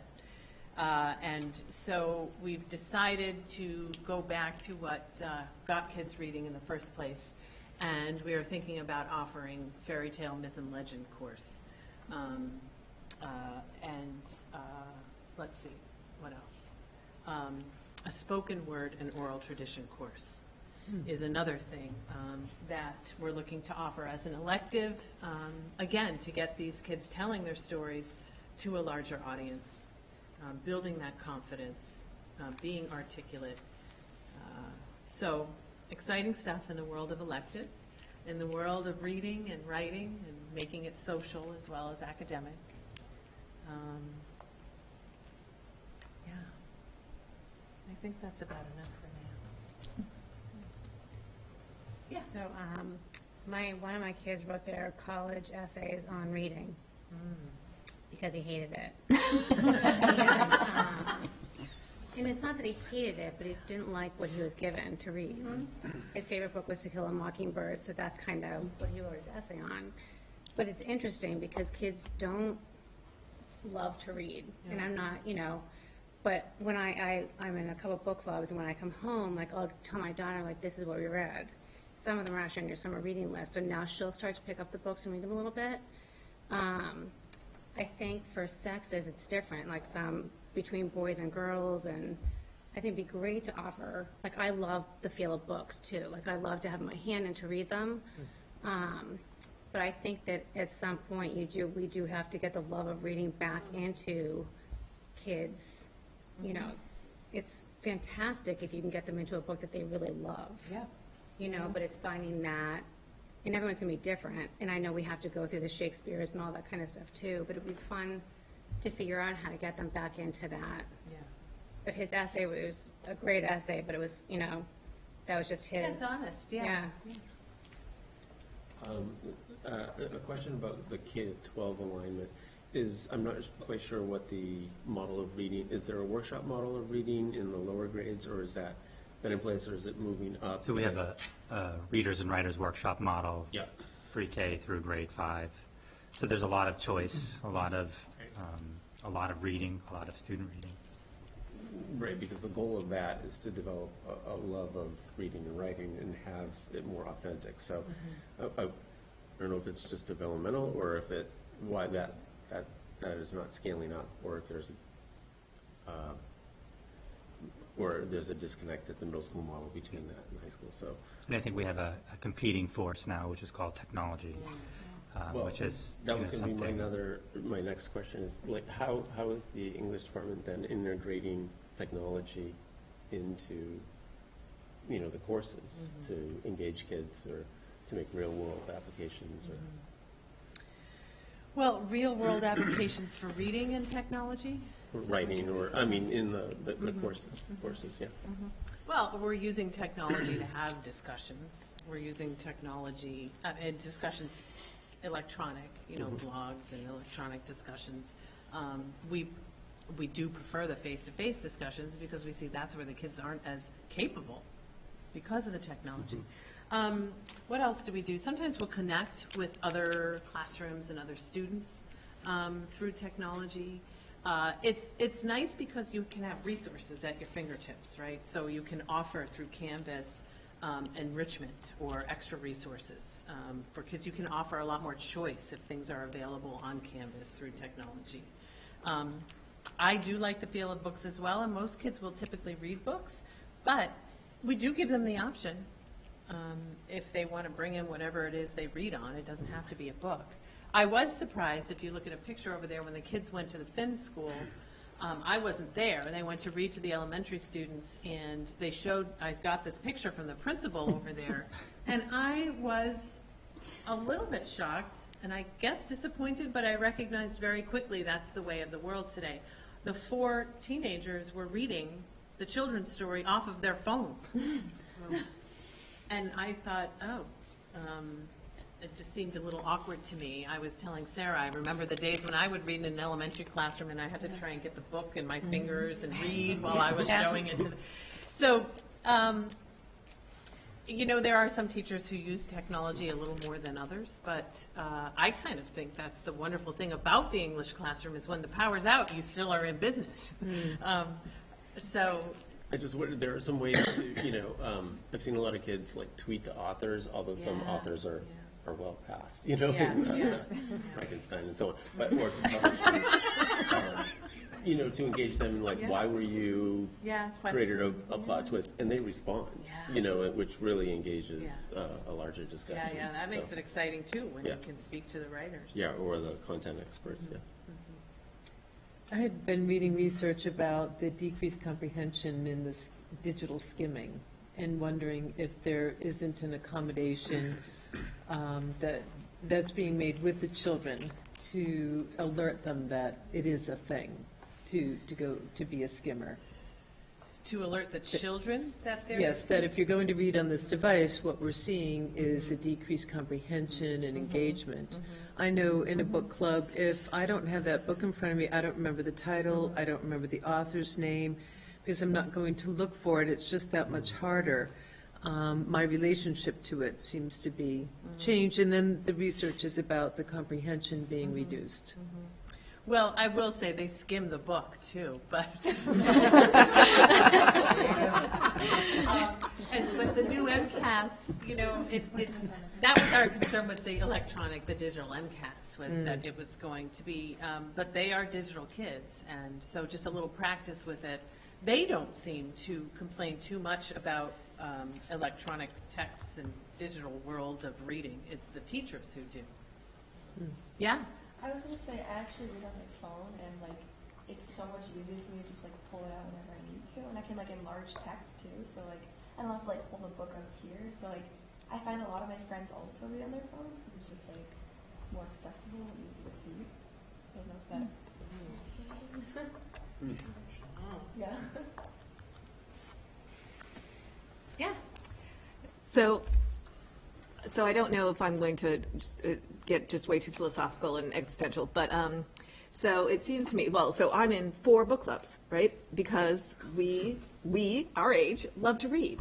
And one of them, we would have once a year, we would all bring all of our recommendations, and we were just reminiscing about this, that, you know, like 10 years ago, every one of us would have a stack of books, and like there were all sorts of rules. You had to have read them, you had to have liked them, they have to be good discussion books, and we'd have a really long discussion about, you know, which ones to pick. And it's gotten to the point now where if we all bring one, we're lucky.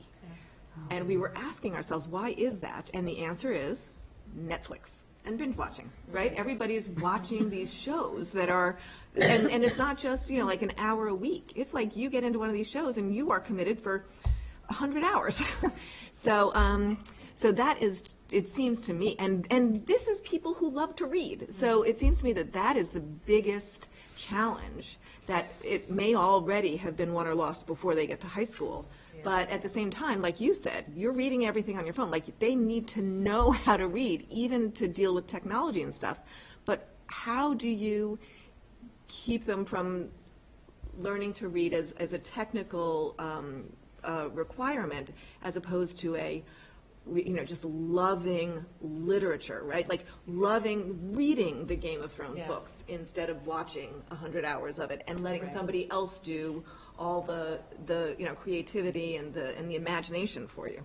I think you have to find the right books for them. So it's a balance in high school. It's a balance of finding those books that they will enjoy enough to keep reading, and sort of the survey of literature and genres and cultures and classics and things of that sort. You know, this Fairy Tales, Myths, and Legends course, one of the reasons that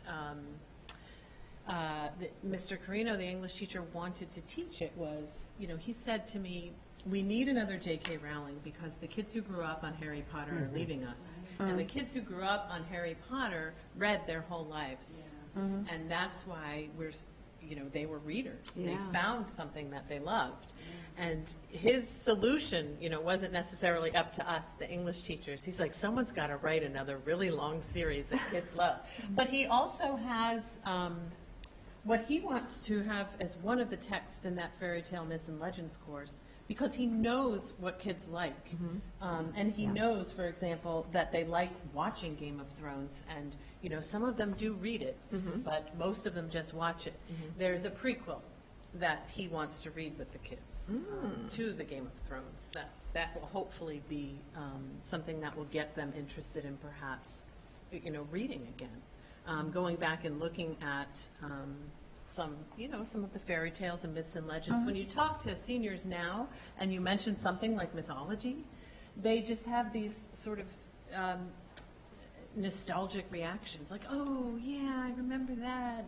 And, so finding the stories that they love, and we do that by giving them choice. We do that by being readers ourselves and trying to bring these things into the classroom. And the library here and the librarians are great resources for helping these kids find what they will enjoy and giving them time to read.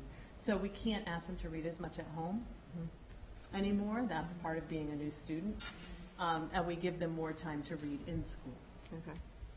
So I think that's a good directive for you and future superintendents.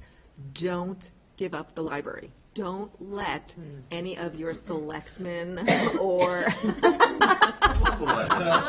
spent hours in the library. Right, but there have been selectmen in the past that are like, why do we need all these school libraries? This is a big expense. So they're very, very important. Don't ever give them up. They can morph into whatever, but don't ever give them up. And just a comment to that, Kim Honey, the librarian, has really transformed this space into a real social space where there are incredible activities and opportunities to engage in book talks and all sorts of learning activities. So she's done a real excellent job transforming this space.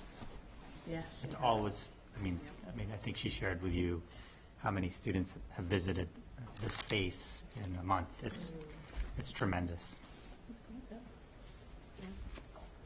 I think the course on myths and legends and even the Greek mythology, all of that going back, I think would have a great interest. Because the kids did learn that at the third and fourth grade levels, just basic myths and, how the earth came to be, how the sun came to be, the painted paintbrush, all this, even picture books, which are just really wonderful. And it can be very small, but can be very much into depth.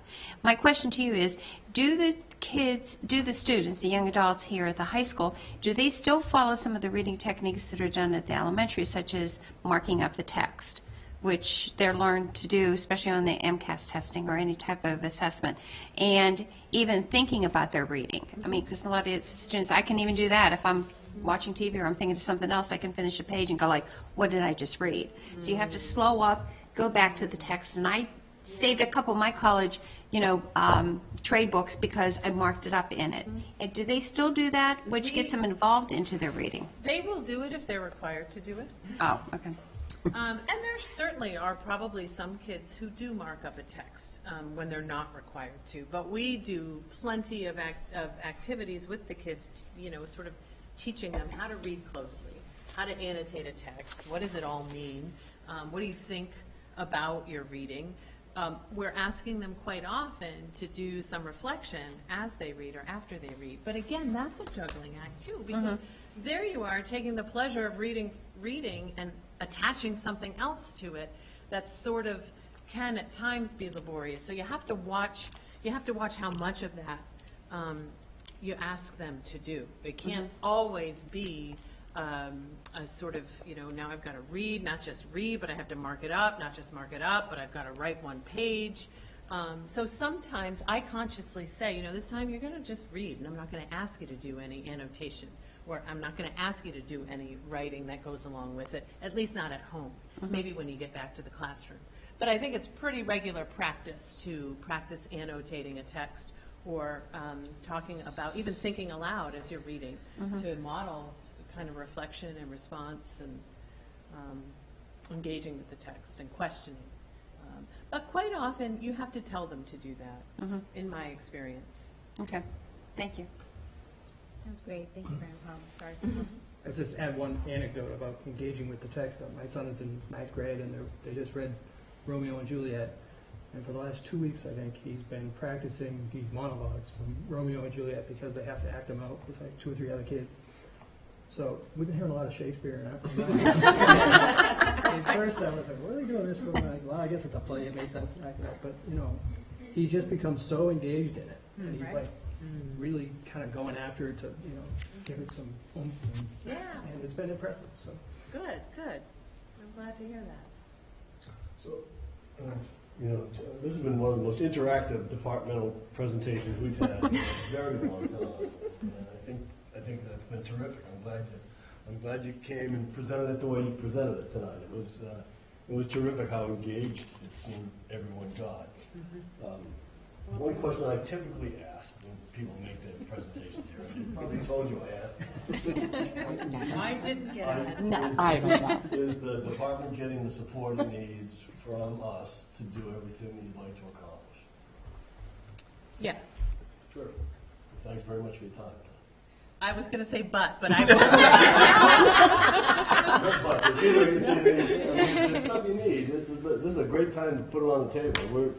It's budget time. I mean, your timing is like perfect because we haven't submitted a budget to anybody yet. We're kicking it around certainly, but we haven't submitted it. Honestly, really, yes, very much so. And the approval of these field trips and elective courses and all sorts of things like that. So we have what we need. Thank you. We do. And the support has been there always. I will say that reading is becoming more of a challenge. And we, English teachers, are not reading specialists. And so it would be nice to have either fewer students or a reading tutor here and there. Writing as well. So you submitted a request for it's on a wish list, part of a request. Yeah. It is. Yeah. Would you like to invite school committee members to engage in book clubs with students and faculty, or the writing? Oh, why don't you write? Let's see what stories you have to tell. Oh, I got stories. So you would like to be invited?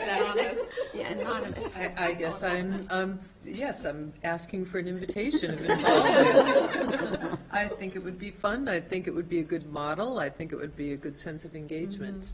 Yeah, I mean, the model, it is a great model. When kids see their adults in their lives writing with them or reading with them, it does make a difference. And that's why I wanted to bring the faculty and staff into this writing contest piece. And there is a book club here at Algonquin as well. It's the teacher book club, faculty book club. Yes, we will keep that in mind. We'll extend the invitation next year. For the writing. 2020. Perfect. Yeah. Anonymous? You're right, anonymously. You're anonymous until you win. Then you have to own it. Those are just for, your arrest stories. Wouldn't it be fun if you sat around and read your stories? I mean, we all got involved in this because we love education, and reading and writing are key to it. So We might increase our viewership.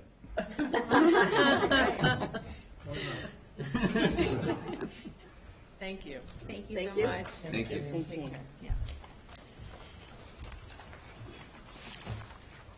So next we have Brian Kalman and Julie Doyle. So Brian is the Algonquin Digital Integration Specialist, and he'll provide an update on the ARHS One-to-One initiative and the progress that we've made over the past year or two.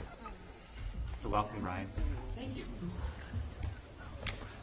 Oh, yeah, I didn't use this stuff. Oh, definitely.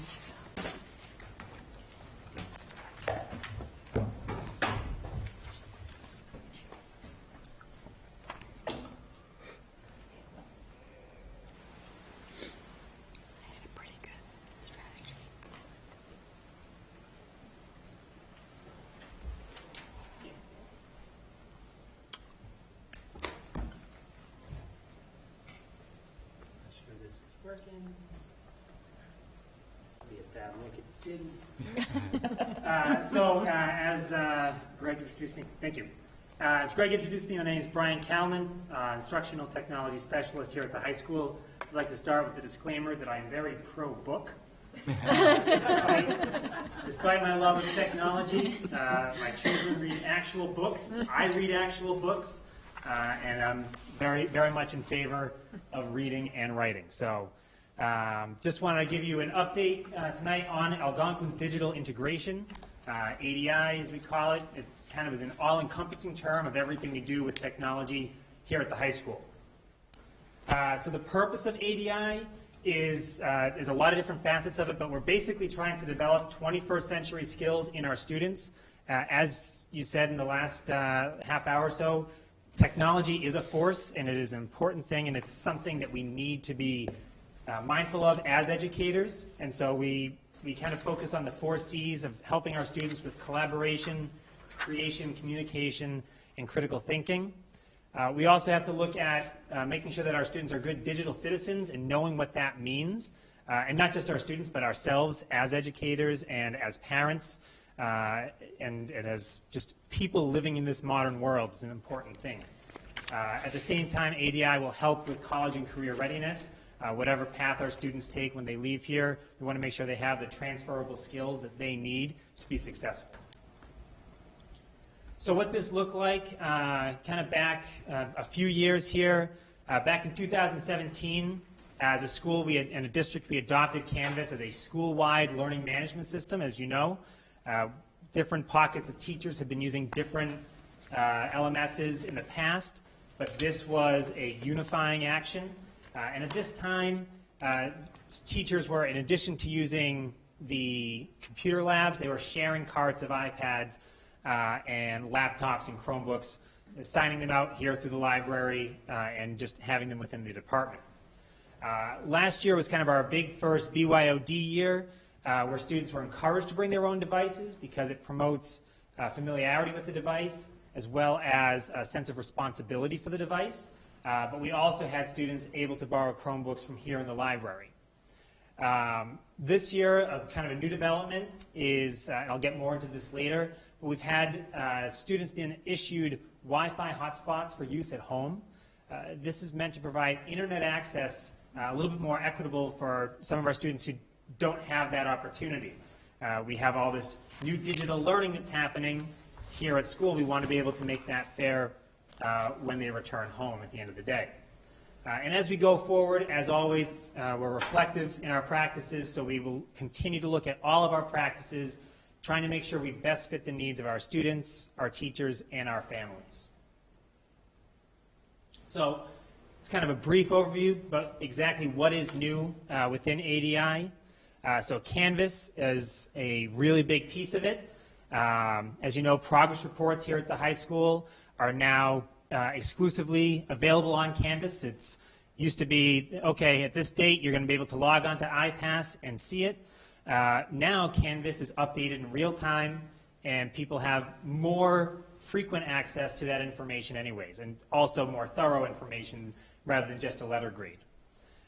Canvas parent access in the past year or so has been expanded to both Trotter and Melican, which definitely helps students coming in to the high school, that they're used to it, their parents are used to it. Parents who had children at both levels were already a little bit more familiar, but it's definitely going to be something helpful going forward. One thing that really was a great moment for teachers this year was the curriculum transfer. One great thing about an LMS is that it houses a lot of the resources, the assignments, the notes, activities that teachers have, and they roll it over to their new course, share it with their colleagues, share it across the entire Canvas community, and also gather resources from Canvas Commons. And it's such a wonderful time-saving efficiency builder that helps our teachers really develop their courses. They've already got the really good structure, they've got it all in place, and then they can really fine-tune it and make it even more engaging. Canvas also has improved feedback opportunities in terms of teachers leaving feedback for students, either on particular assignments or in general. They can use media submissions, record a voice memo to students, annotate over PDFs, lots of different ways to increase the feedback and meaningful feedback that teachers can give to students and then parents have access to as well. In terms of BYOD and Chromebooks, as I said before, we encourage students to bring their own devices because of the familiarity and responsibility, and also the cybersecurity that comes with that. You have students sharing devices all the time. Somebody forgets to log out. Now you have a breach there, and somebody could access somebody else's information. So that's one reason we really recommend students have their own devices. However, some choose not to, some are unable to, and so we have Chromebooks available in the library. Long-term learners, what I mean by that is students have the opportunity, all students have the opportunity to borrow a Chromebook essentially for the duration of the year. This is a take it home, bring it to school, we give you a power cord, and it's a way for them to have a device that's their own to use, both at home and at school. From last year, courtesy of the library staff really helping to push it along with our administration, we're up 33% in the number of people who have that from last year. Some students are still borrowing on a daily basis, and not all these students are coming in every day, but if a student forgets a device or their device wasn't charged properly or they just, it's broken so they need it fixed, they can come to the library and pick up a device either for a particular period or for the day. Average about 150 students taking advantage of that every day. The peak has been around 200. The students will come in throughout the day, so it's not like there's a line of 200 kids lined up at 7:15 desperate to get to class. These are kids who come in, and I mean, I'm in the library often. I never see more than 2 or 3 people in a line waiting for them. The librarians are super fast about it, and the students know the drill. They're very comfortable. One thing that we improved upon this year is by purchasing additional Chromebooks. The MCAS testing window should not be affected by our long-term loaners. Last year, we had to take back the long-term loaners because we didn't have enough devices to cover all 400 or so sophomores who were testing for the MCAS because we had those loaners out. This year, at the current numbers, and even with a significant increase, if one was to come, we will not need to recall those long-term loaners, so those students will be unaffected during the MCAS testing windows, which is great. In terms of the Wi-Fi within the building, the technology team, both in-house and across the district, really did some pretty significant upgrades to the infrastructure. It's a very fast network. It's a reliable network. When we have particular issues that pop up, we have 2 people on site that take care of it immediately, and they're fantastic. I give them a lot of credit. Mr. Cilio and Ms. Whalen are outstanding when it comes to that. I mentioned before the Wi-Fi hotspots that we've lent out. Those are called Kajit Smart Spots. It's an attempt to provide equal access at home. It is filtered content, specifically designed for educational purposes. The students who receive them, their families can connect multiple devices to it. So if we have a student at the high school who receives it, their siblings at the lower grades also have the opportunity to use this, as well as parents can connect their own devices so that they can stay in touch through the school community, through emails from the principal, through Canvas parent access. Each device allows for 500 megabytes per day, which is a significant amount, especially because since it is filtered, we cannot be binge watching on Netflix. That's not supported on this. So the 500 megabytes, so far we haven't had a student indicate that they have run out of data on any particular day. Also, to promote healthy decisions, it shuts off, from after 11 p.m. and it really only opens again at 6 a.m. Go to sleep. That's what we want. Ideally, I'd really want it at like 10, but that's the reality of it. We can't set that. But that's one of the benefits of this, I think, is that it encourages that healthy lifestyle. It's available for both the high school and the middle schools. So that's a new development in terms of Wi-Fi. What does ADI look like in the building? So talk to a few teachers, talk to a few students, and just have some quotes here. In terms of teachers, this integration has impacted my use of Canvas in a positive way. I've also developed assignments off of the slideshows that make them more interactive instead of the usual lecture I would give.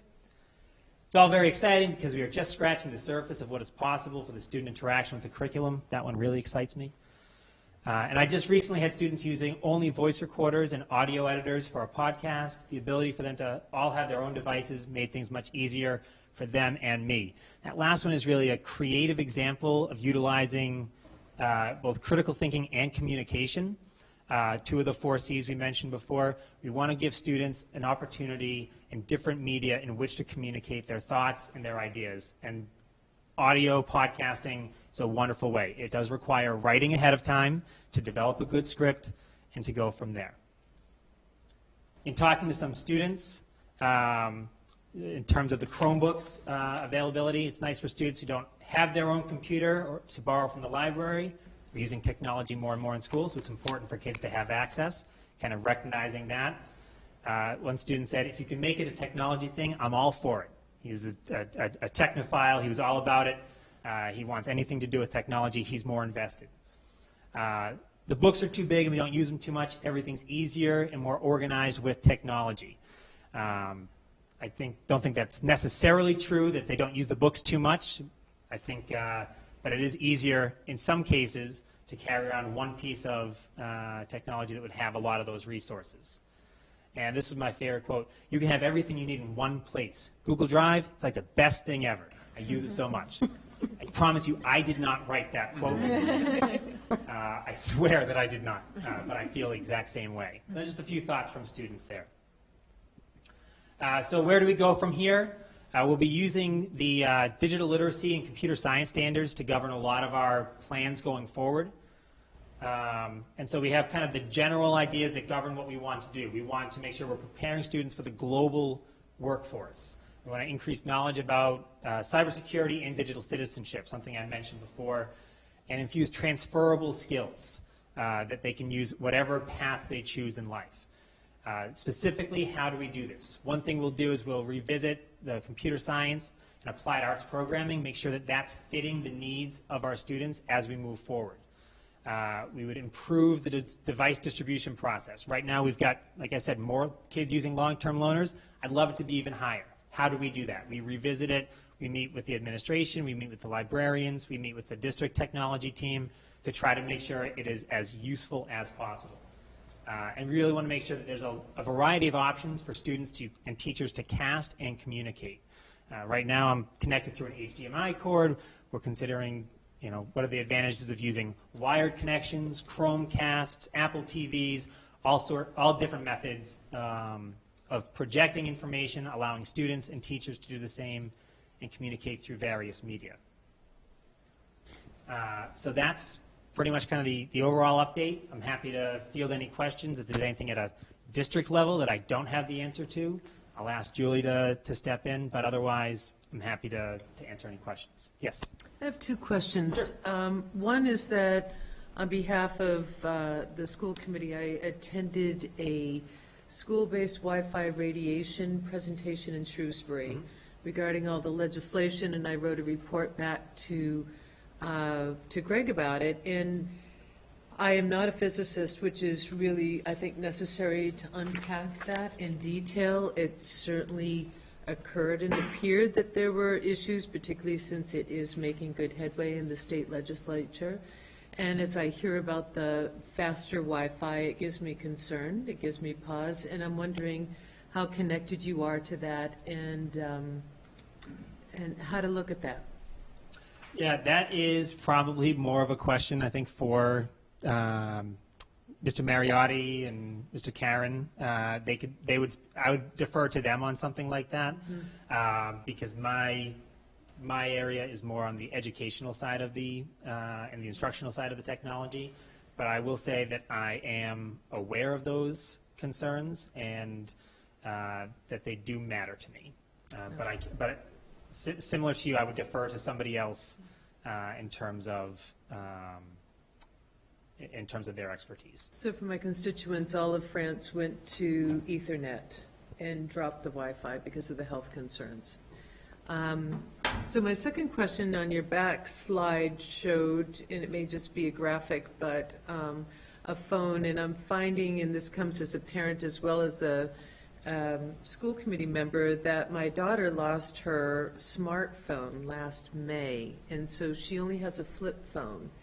And of course, we're getting lots of pushback about this, but she's unable to participate in a lot of things. I know that the device that was required was the computer, but is there an expectation that everybody would have a smartphone as well? No, there's no such expectation, no. Okay. No, I'm happy to tell her that. I think. Please don't tell her my name. I think it's a truth that most of our students do have a smartphone, but there's no expectation that they would be forced to have one or needed to have one. Okay. Absolutely not. Yes. To me, one of the great things about technology in the schools, especially the one-to-one, has always been the idea that it can foster differentiated learning, especially challenging advanced kids to take on more advanced work. Can you talk about the extent that's happening and what we're doing to try to make it happen? Yeah, definitely. So one of the Canvas offers a lot of opportunities for differentiated instruction. Within a particular course, different materials can be assigned to different students. It can be assigned based on completion of other activities. So like you said, you have advanced students who are completing something and moving on. Something like that is a really useful tool within Canvas. It's also, because of the analytics that come from it, allows teachers to identify which students are struggling with particular areas and go from there. So that's one of the tools that we could use. In terms of how it's being used, I know that it happens across the school. I'm trying to think of a specific example now, but I can say with confidence that I've seen it happen in science, history, ELA, and math, just coming off the top of my head. And if I left somebody off, foreign language, it's inadvertent. I know that it happens. I think that it has probably been happening just as much prior to technology. It just looks different now, would be what I would say. Yes? I'm glad you're talking about revisiting how the device distribution could be improved. I guess I have concerns, and I'm not really in favor of students bringing devices. Okay. I think the state's guidance is kind of clear around that. Like, we don't expect them to buy a math textbook, so we can't expect them to buy a device. I'm wondering if, and also part of my experience is not, I mean, I think all of these are great goals, and I've seen some samples of them, but it's not global. And in my experience with my son or some of his friends in the sampling I've done. So I'm wondering if there have been any discussions about a different way to approach the more one-to-one and with professional development. For example, start at one grade level and roll out and move up, so you can intensely, or maybe by department, so you can more intensely get everybody kind of to the same point and the students at the same point, or what other options you're thinking about to make sure it's more global across the school and not just kind of by teacher or by person who has a lot of interest in this. Interest in using the technology? Yeah, as robustly as you said. Like, I've never seen any feedback provided other than grades through Canvas. I think that's a phenomenal piece for students and for parents to be able to support their students. Yeah. In a couple of years, I've never seen that option, and some of the other pieces too. So sure. In terms of the devices or other options for that, we certainly have had other conversations. That's kind of a conversation that happens at a higher level than just at the school level in terms of whether it would be a one-to-one or a BYOD or anything like that. So that would be something that either Julie or Greg could probably address better than I could. But in terms of encouraging teachers to utilize it certain ways, a lot of a lot of my role is to help encourage and work with different teachers on it.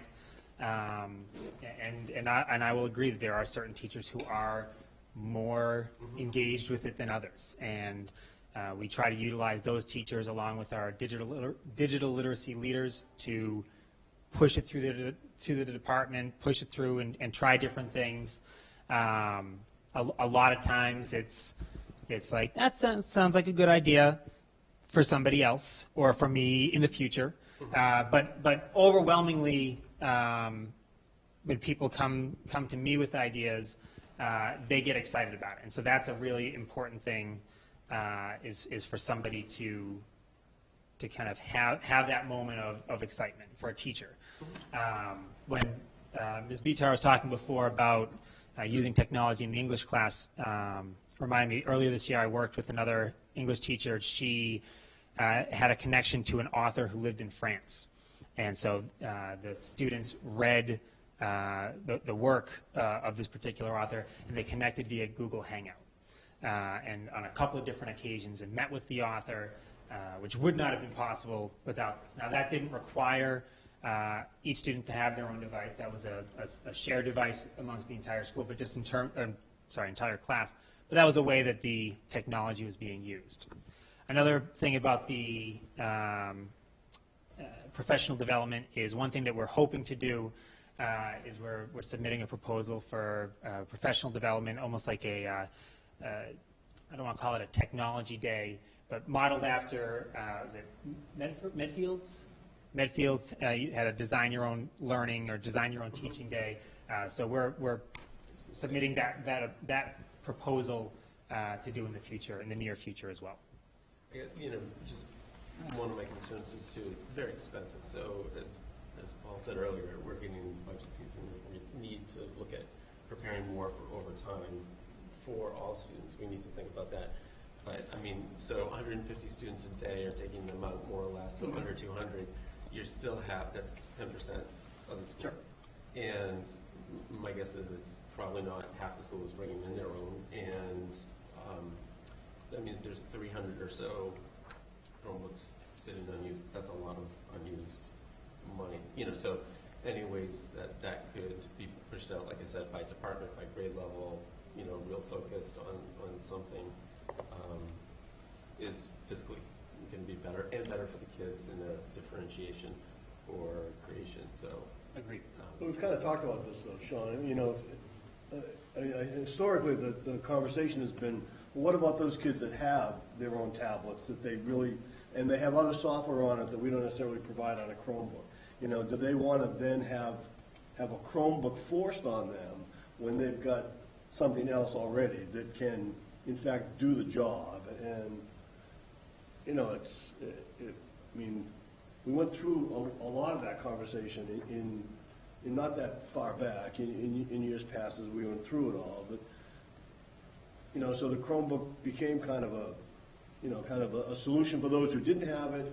I agree with you 100%. We can't say, if we buy textbooks, well, we're damn well going to buy you a tablet if you come to school and you have to have it. But if you've got one that you like because it's got 1,000 other things on it that we're not going to necessarily put on the Chromebook, we're not going to force you to juggle the two devices either as you kind of go through your years in the system. So I think there's been an interesting conversation. I think there's some blended way, but I guess my greatest concern is that if the teachers aren't using it, then it doesn't matter what the kids have on the computers. And that's where, like, if the teachers have to drive it, the learning has to drive it, the differentiation, the real world application. So if we have 300 unused Chromebooks and 150 a day, that's like 7 classes a day are using it out of all the classes. I think there needs to be more, the teachers need to be driving the use and them seeing the power of it and empowering the students. So it's a lot of unused resources I'm worried about right now.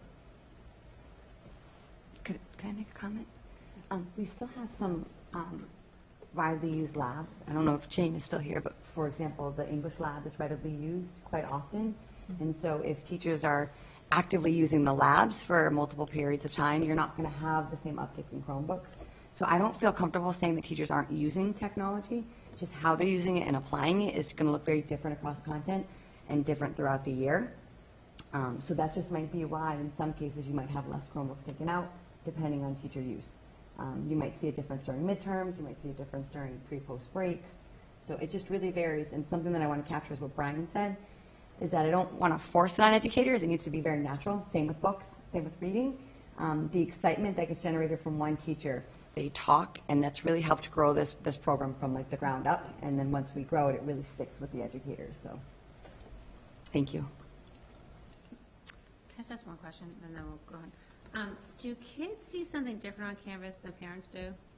Like when they open their account, do they see different stuff than we do? So there is a slightly different, based on the role that you have either as an observer, which is what most parents and guardians are listed as opposed to a student. It is a slightly different, there are slightly different permissions in terms of what you're able to view. So I guess my thing to Sean, like, so if a teacher did something to the kids, they'd see it, but I wouldn't.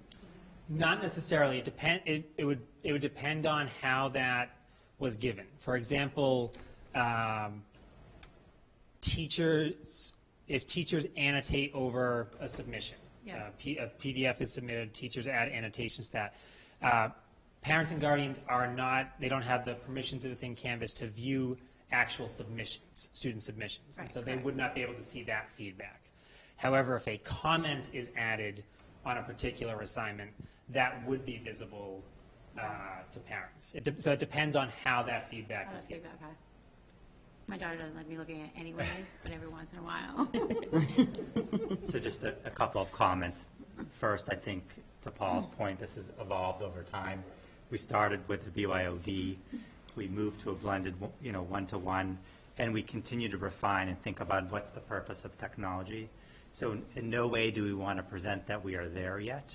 There is tremendous work that needs to be done and tremendous progress that we've made. So we are thinking about how can we make it more systemic. How can we make sure that it's not, if you have teacher A who loves technology, you get a great experience around technology. Teacher B doesn't, then you don't. So making it more equitable. Those are all conversations that we're engaged in, and by no means have we this figured out. But what we do have figured out is the importance of the critical thinking, the collaboration, the creativity, and the communication. Those are cornerstones of the work we're doing, and we're trying to leverage technology to make that happen. Is this issue wrapped into the instructional rounds? It is. It's okay. If you don't change your pedagogy in your classroom or your instructional approach, then it can be very difficult to use technology in your classroom. Mm-hmm. So this is not really about technology. It's about instructional practice. Mm-hmm. And what do we want teaching and learning to look like in our classroom?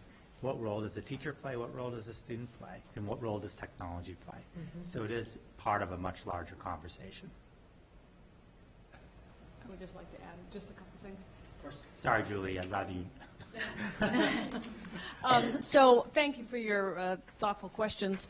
I think, what Greg said and what Brian said is so true, and we are working hard to sort of develop good professional development for teachers and to have, we have these stipended positions in the whole district, these digital literacy leaders who are sort of our rock stars and sharing what they do on a day-to-day basis to help promote more technology use. But you would never want to just use technology for the use of, just to say you use technology. We'd want it, it's just a tool to enhance the learning. So that's the type of promotion that we're looking for.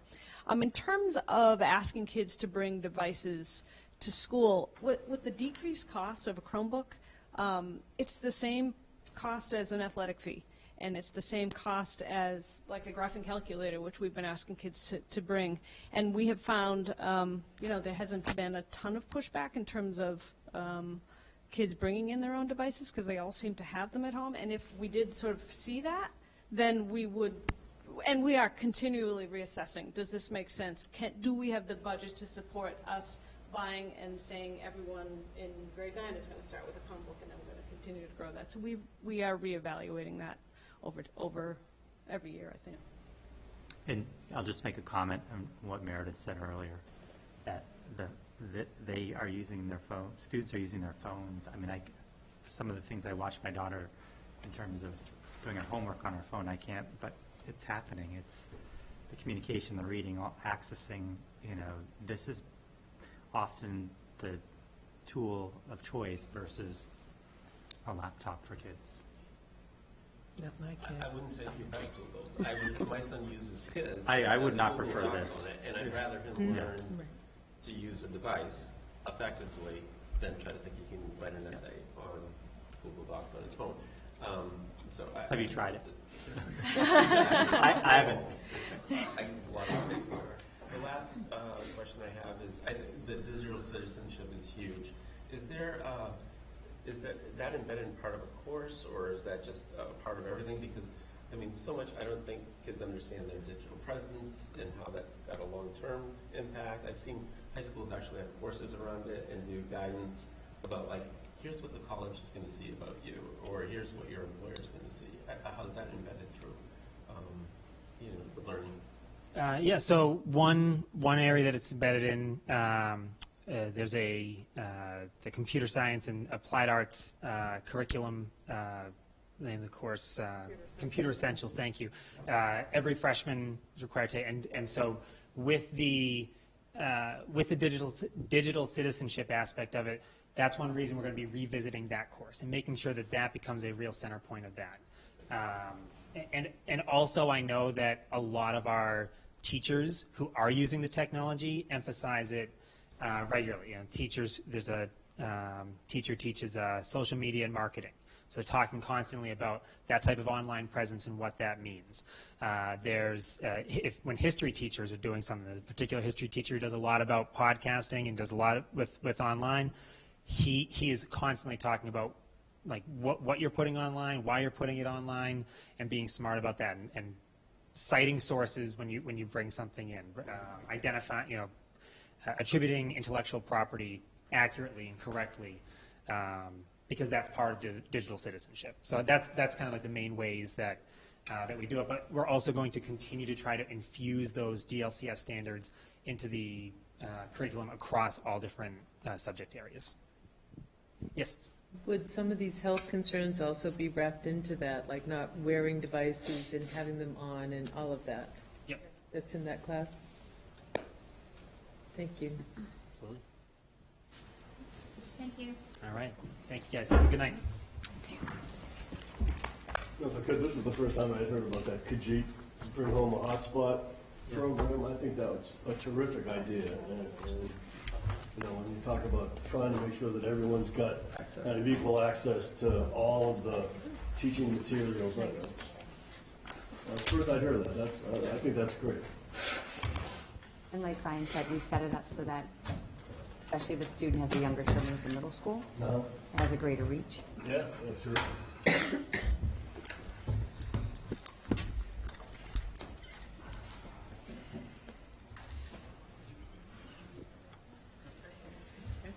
So next on the agenda is something that we've not presented in the past. It's the VOCAL, is an annual survey sponsored by the Massachusetts Department of Elementary and Secondary Education. And basically participating students are asked to share their views on 3 dimensions in school climate: engagement, safety, and environment. And we will present the results this evening. Sorry. Get your steps in. And speaking of getting your steps in, I have another way that you can all kind of contribute to Algonquin if you want. We do have a faculty dodgeball team that goes against the students at the pep rally, and we always need new people. So if you're interested, let me know. So one of the things I will say that your data that was in your packet is the 2018 data, and we were just given the 2019 data, so I will have that available for you at the end as well. I want to give you kind of an overview picture, and I'm sorry, before I keep going, my name is Kathleen Carmignani, and I'm one of the new assistant principals here at Algonquin, so thank you. So students take this survey at the end of their second day of math MCAS. So and the survey is about 15 minutes long, and when I sit there and try to equate what this must have felt like for them, I think, I'm also a school committee member, and I think, okay, this is probably like my longest school committee meeting during budget time, and then I went into an executive session, and before I left, they wanted to ask me 15 minutes of survey questions. So you'll see even the state data is a little bit low, trending. So just so you see the dimensions and the topics that are measured by the VOCAL data is engagement, your safety, and then the environment. So in our 2019 data, we did have a 90% participation rate, which is great. Our overall school climate is a 45, which the state index was a 44. So we're trending pretty much close to the state index, and we're happy about that. And that, according to the state data, they said anything between, I think it's a 30 to a 49 would get you into the typical, a typical range for an overall school climate. So things that we're looking at, the engagement is ahead, our safety is ahead, and our school climate is about trending the same as the state.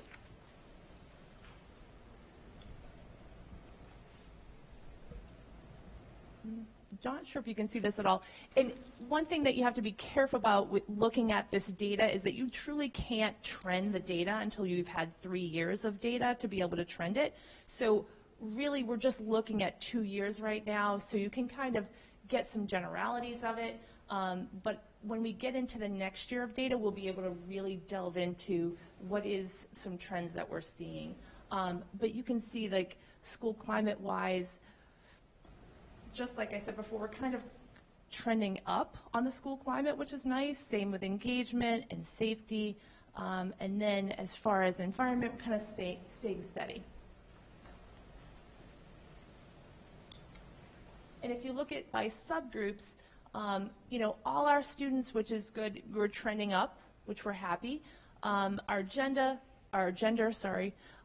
males have trended up by 3 points, and our females are down by 1. Again, you have to be careful with only 2 years of data. Our subgroups as far as race and ethnicity, you'll see the numbers that, you know, for African American and Black, we had 5 students in that category. And, actually, those are the... Right, so because we had less than 10, they're not going to give you data values on those. So even though, you know, some of our data points are low, so we can't really, you know, we can look at the data, but I think the more, as I said, the more we go through time, we're going to be able to really look at the credibility of the data points. So then you have your selected populations at the end, where you have the economically disadvantaged, students with disability, and our English learners, which this is the first year that our English learners have been in our population because we've gotten to the 10 mark with those. So just to give you some highlights, we're pretty proud of these. That for our engagement section, we have students from different backgrounds respecting each other in school, regardless of their race, culture, family income, religion, sex, or sexual orientation. And Algonquin was at 94%, where the state was at 93%. My teachers promote respect among students. Adults working at this school treat all students respectfully, regardless of students' race, culture, family income, religion, sex, or sexual orientation. So that's a 7-point differential, which we're happy about. Teachers are available when I need to talk to them, and that is a 4-point differential.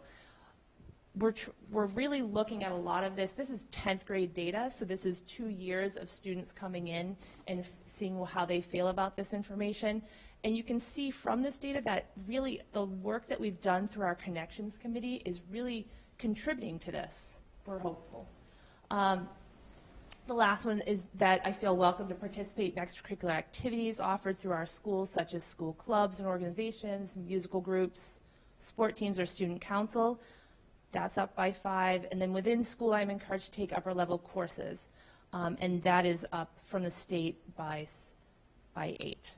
So we're pretty happy with that. And, you know, we talk about the extracurricular activities, and a lot of that can be attributed to when they come in as freshmen. We really set them up in the fall with our our activities extravaganza. And we also allow them to keep doing that when they're sophomores, when they're juniors, when they're seniors. It just doesn't stop. They can join a club or join anything anytime that they're here. So as far as safety, excuse me, if I tell a teacher or other student or other adult that someone's being bullied, the teacher will do something to help. That's up against state. If I have a group of friends I can rely on to help me when I feel down, that was nice to see that they feel that way. I feel as though I belong in my school community, and that's 87%. That's touching and something that we're really trying to do. Students at school try to work out their problems with other students in a respectful way. I looked at that first and I was like, wow, only 74%. But if you look at the state of 57%, we're significantly higher. So that's a positive for us. And then as far as the environment, my teachers set high expectations for my work, and that's a 5-point differential. And students helping each other learn without having to, students help each other learn without having to be asked by the teacher, 7-point differential. So that's pretty great. And then we have areas for growth, as with any school. So one of the areas, and I'll just say, if I finish my work early, I have an opportunity to do more challenging work, 45% versus the state of 60%. You know, we look at that and we think, well, do they know, you know, some of our work with our writing across the curriculum, they finish very early, a lot of them. But is the work that they're doing the best work that could be done? And that's kind of something that the teachers are trying to work with them on. So while they might want to do the next thing, we're really trying to get them to go back and revisit what they've done. My teachers use ideas to help my classmates learn, or use my ideas. So that's at 50%, where the state's at 53%. Students are asked to teach a lesson or a part of a lesson, 26%. As a teacher who's been here for 20 years, that floored me. I think that they thought that they were going to get up and teach instead of the teacher, but I don't know that they thought of it as of, you know, did you present in the class? Did you get up and kind of explain one little topic? It's hard to know what the students are really thinking about when they're really looking at that question. So now on safety, because I worry about my grades, it's hard for me to enjoy school. We're 3 points lower than the state on that. And that's something that, you know, our guidance department is really working on, and just the teachers in general, just talking to students about how do you deal with the pressure of everything. And then environments, teachers ask students for feedback on their classroom instruction. Again, an area that I'm surprised that we were at 47%. You know, as a teacher, we came in, we've taken the instruction for all students. We've learned a lot about dipsticking in a classroom, asking them, you know, let me know where you are, 1 to 5. Do you understand this? Tell me more. I wonder if the kids thought it was like a straight, like, how am I doing teaching today? I'm not sure what they thought. So some of our action steps is just an awareness of the data. You know, it's one data point of many. We have a lot of data that comes into our school, whether it's our attendance data, our MCAS data. We have all sorts of data. So just we want to be able to share this data with our teachers and with our site-based leadership team, the SBLT, and talk to them about, like, what do they think of the data? What can they take out of it? Our connections work continues. We're thinking of mindful breaks. We're exploring in our calendar committee, do we have to add back our breaks to give that time for teachers and students to connect a little bit more? And talking about school-wide assemblies, supportive conversations with students, all done through guidance, through just that day-to-day working with students and seeing them in the hall. Our PLC work and supports for curriculum and lesson plans providing supports. Our co-planning supports with ESL and, what is the ESL? Student support. Oh, student support for differentiation, yes. Our See Something, Say Something app.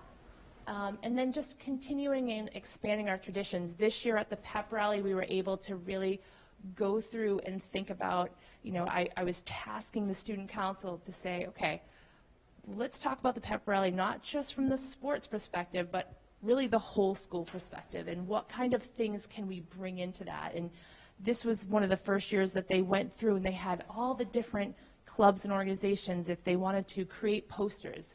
And so when the students walked in, they saw all the posters for the clubs and were able to kind of just understand that this was a whole school kind of pep rally. And then just as an administrator, just being available, whether it's in the CAF, whether it's in the hallways during the day, really getting more of those interactions with students and faculty. Communication with our student body. I know Dr. Wall sends out her one calls and really talks. We make sure we now go through and send those to our students as well, so they're communicated through. And then our homework policy for vacations and long weekends, really talking to students about, like, we want you to stop and take that break with your families, and giving them the permission to do that. And our guidance workshops, in freshman year, they're doing the Break Free from Depression, really talking about, like, how do you go through school and navigate, and how are we here to help you? And then just more to come. Like, we have so many different action steps that we can take from this data. The state itself said just look at 2 data points. So, as Northborough, Southborough, we always do a little bit more, which is good, which is great for our students. So, do we have questions? Go ahead. Would you mind going back a slide or two? Let's see. Where would you right like? there. Okay. First of all, I guess I'm not sure why the second to last one is called safety, but maybe there's a reason. That is under their section, not mine. It didn't seem odd to me, but yeah. For the last one, environment. Teachers ask students for feedback on their classroom instruction. We like to think that every teacher is outstanding. Not every teacher is outstanding, but every teacher has the potential. They came into this. I think we have great teachers here. We probably have teachers who could use some feedback from their students. And, I know for a fact there are students who say, I cannot stand X teacher. They're not going to say anything, but if asked, they could provide some great feedback as a student to an adult teacher, and it'd have to be done anonymously. I don't know if the school does 360s or if the school does, encourages students to, fill out a survey about their teachers at the end of a semester. It's amazing the data you'll find. And, we as employers do it all the time. And when 360s are done on employees, managers, you'll be shocked at some of the feedback that you'll get that the person never knew about. At my company, we had a manager who was literally in tears after she read what people were saying, and she learned tons about, there's a great book about being in the box. She was in the box. There are teachers who could be in the box and don't know it, and could dramatically improve their teaching to our students if they got some feedback. So that is a very low score, and I'm wondering what the school does to try to encourage, promote students to give some anonymous feedback to their teachers, if anything. So I'll just comment that this is the first year that we've done 360 feedback surveys for our leadership team. So our principals are modeling the behaviors and expectations. We're getting feedback and we're taking that and making improvements. And like you said, it's eye-opening and humbling at times. But also one of the reasons why we're doing this is because it is important. It's an essential component of getting feedback from students or customers, so teachers can think about their practice and learn about what they're doing well. We have in the past, we have launched some student feedback surveys 3 years ago, and it's a conversation that we are continuing to have around, can we make it more systemic and more formalized for every teacher? Thank you. And I would add too that, the teachers have not seen this data yet. And so I'm sure that when we do present this to teachers, they'll be shocked by that too. And usually when we show them that kind of information, they want to grab it and say, why don't we ask for more feedback? And so that's something where we talk about best practices. And I know that when I was in the math department, I was able to grab a feedback initiative from another teacher and use that. So I'm sure that we'll be able to have some of those rich conversations around this. Thank you. I think that, I'm sorry. There's a lot of positives from this. It's, I know across the state, like as you go up into high school, the numbers go down. So Yes. to see 90% is remarkable. And a kudo to the environment here and to the leadership and to the teachers. In terms of areas for growth, the only thing I would just encourage is just, there seems to be a lot of disparity in the subgroups. You know, like there's a 93% and then a 20-point drop off in some of many of the subgroups. So just a takeaway for, you know, why is that, and to think about an area for growth. Yes, Just to absolutely. watch over time. You know? Yep. I mean, like you said, it's only 2 years, so. Right. Absolutely, and that's definitely, you know, one of the things we talked about too a couple of slides ago is that how we've really we've given time in our schedules as a teacher to go through and be able to have PLC work with our EL teachers. And I know that I was a math teacher and I was able to teach in an EL classroom, and it was great for me to have that time dedicated, that I was able to really go through and meet with those EL teachers to think about what is the best way, what's the most impactful way to work with these students. So the more we do those kind of things, you know, I think the better we're going to get. Right, I'm not just saying EL, Right. But like economic disadvantage. Yep, The other absolutely. takeaway I noticed is there's a lot of strong scores for students with disability, so I think that's another, pat on the back for the And school. that was impressive to me because a lot of those students that do have disabilities, you know, I walked around giving some of the teachers breaks last year, and it was at 1:30, 2 o'clock in the afternoon, and those kids were still working. So for those kids to have worked that hard all day and then still done the survey, that was impressive to me. And come out strong. It was impressive. The state numbers, if I could ask you, I just take like an average of every single high school in the Yes. state, all the kids that took 10th grade MCAS. Yes. math, right? Interesting. Yep, I 'cause mean, frankly, Mrs. I would Acton- expect some of our deltas to be bigger when you think about, how we brag about the quality of our school and how it performs and, how we'd like to see, what we think about our faculty and what you hear about some really tragically economically disadvantaged towns that, one would think would be dragging these state average numbers down in a much more material way. But it's the whole state, every single one. It's the whole state, and I did call the DESE the other day to see, do you have a report that puts us against like our cohort? And they do not. So it truly is the whole state.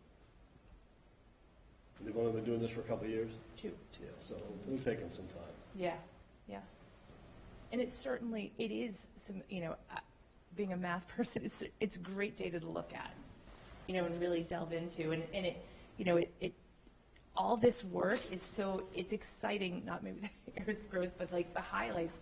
It's exciting to see all this information and how well we're doing, and to know like what our school has been doing under Dr. Walsh and how far I think we've come to really talk about that engagement and student engagement that we have. And these are the actual questions. Those are the actual questions that they answered. Interesting. And it was all done on the computer, if that helps.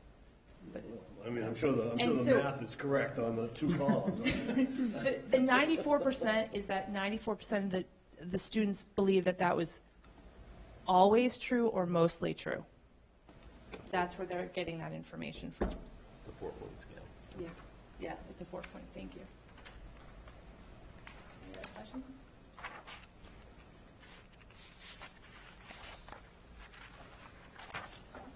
Thank you. Thank you, Kathy. Can you sit down now?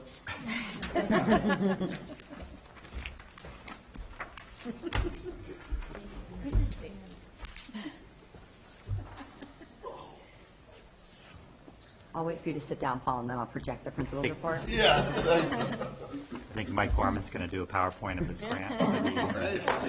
Real quick. You're serving breakfast shortly. Yeah. So we have approval of grants and donations.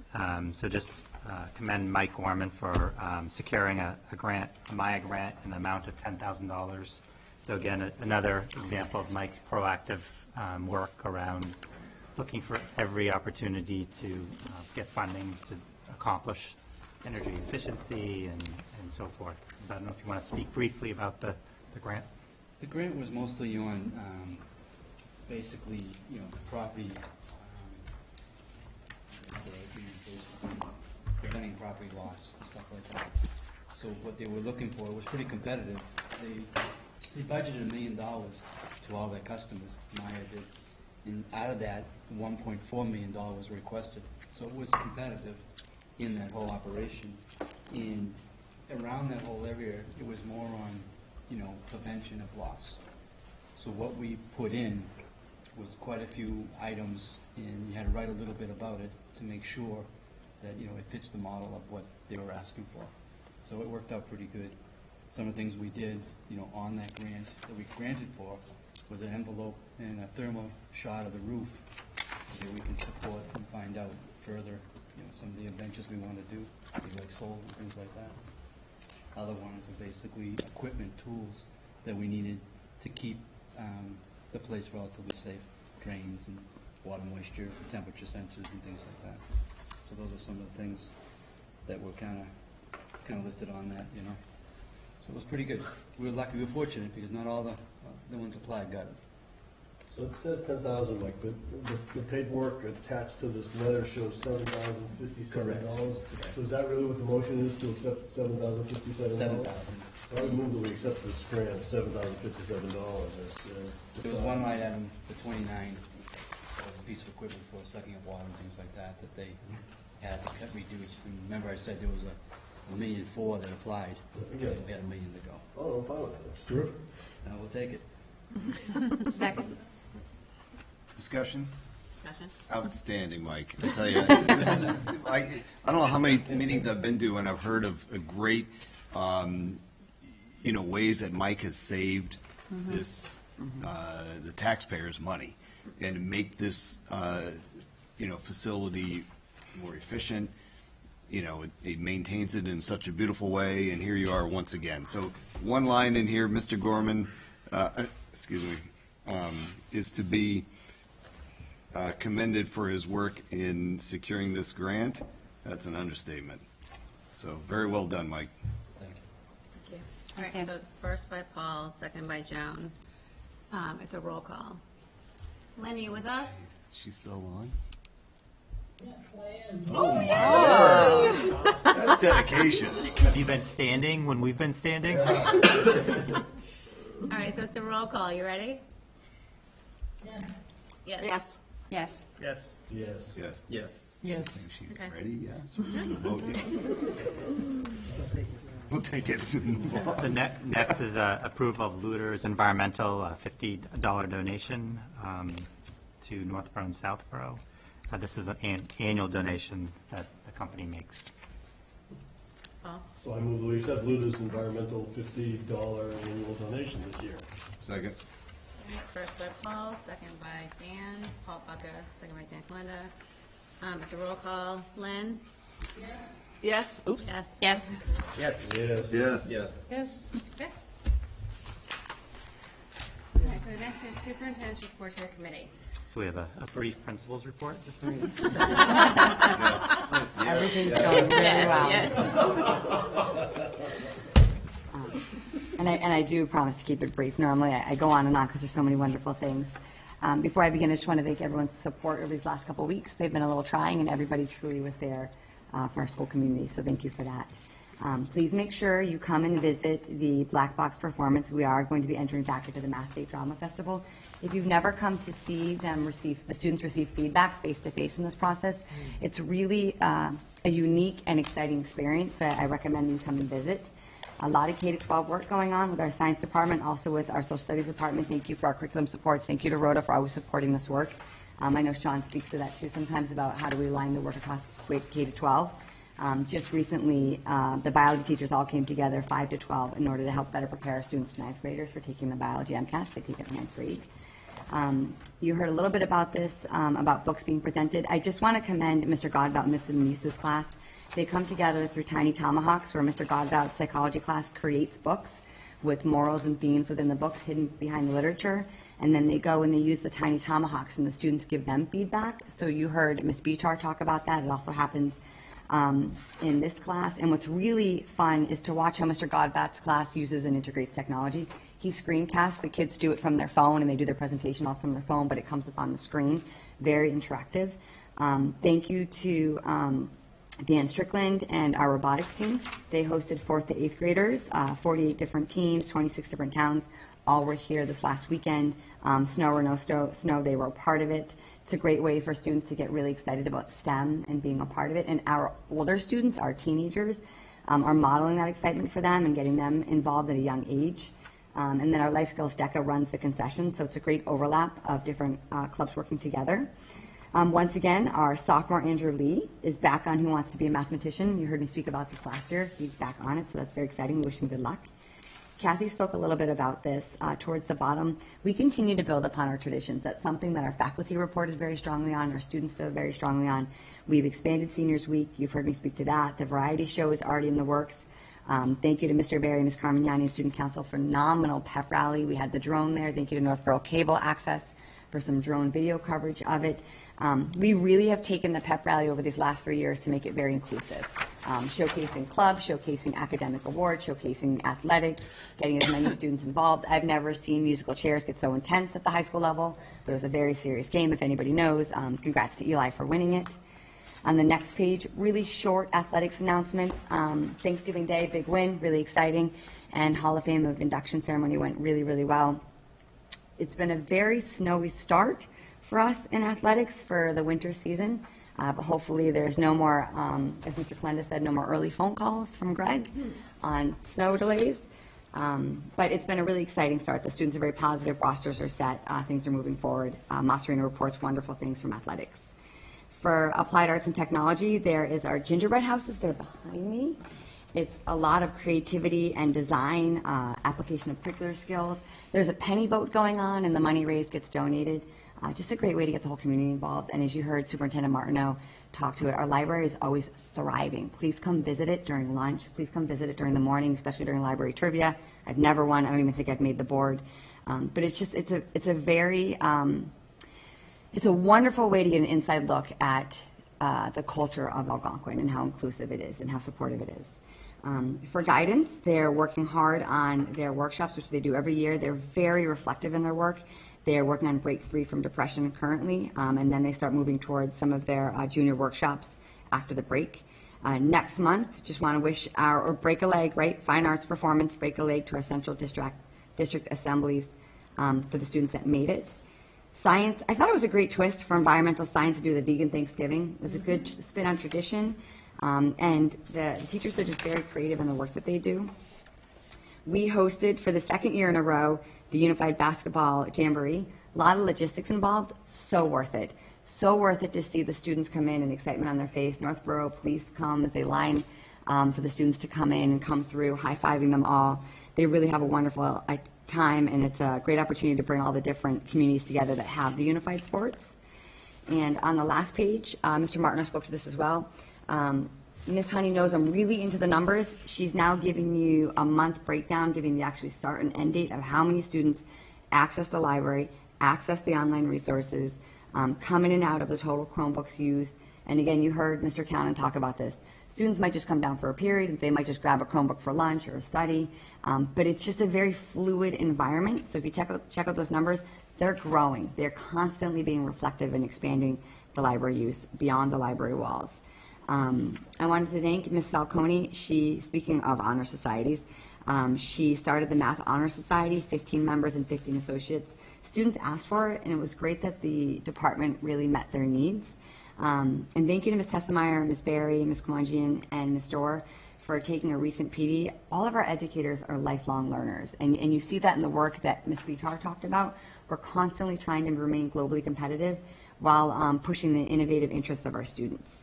And then just lastly, I just want to say thank you to the Fine Arts Department. They always supply us some creative art that I try to display here. So this month's art comes from Ms. DeCero's Advanced Art 1 class. So you'll see it at the beginning of the letter.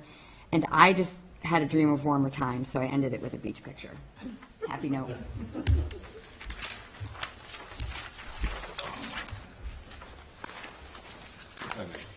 you skipped over one part, which I found absolutely wonderful, which is under administration at the very end. And I just would love to see that highlighted. We teach students reading, writing, sciences, but, demonstrating, how students can care for each other, hold the door for someone else, be respectful of one another. And when the faculty, staff, administration leads in that effort and they see students doing it, I just love that last paragraph, and I commend you and the administration for leading that effort, and just didn't want to make sure that was talked about tonight a little bit. Thank you. And that's why I ended the letter. Thank you. Anyone else? So next in your packet are enrollments. So no changes from last month. And obviously, enrollments continue to be a big conversation as we look at the FY21 budget and the assessments. Next in your packet is the monthly general fund expenditure report, and Becky will just give a brief overview. So as it's noted, there is no significant variance from last month. We are, right now, we have 1.52% remaining on the budget compared to last year. We have 3.56 remaining on the budget.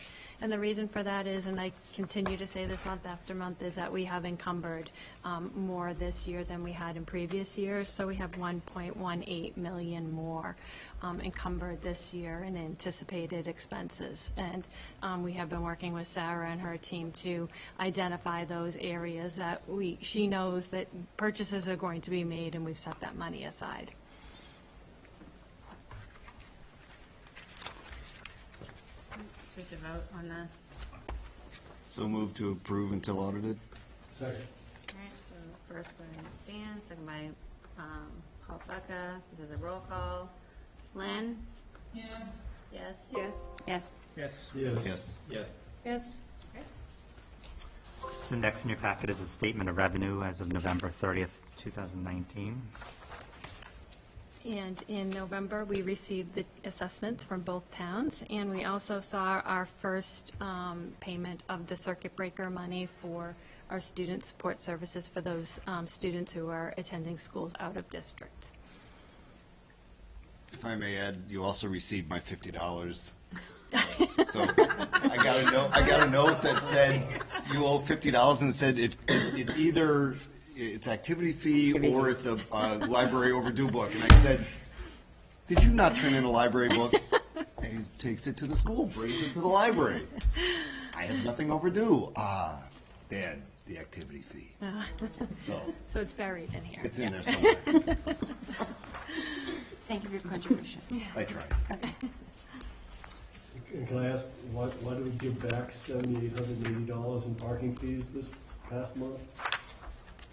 There was an accounting, it was applied to the incorrect account, so it had to be corrected. That's what our accountant had worked on it with the high school, actually. So. I gave to the parking fee for the first time. Thank you. It's a great feeling. I move that we give back all parking fees. Second. Another time. Your budget calendar. Yeah. All right. Next in the packet is the FY21 budget priorities just for distribution. The budget calendar, so the operational budget subcommittee did meet on December 10th, and we also had the Northborough financial trend monitoring presentation on December 12th.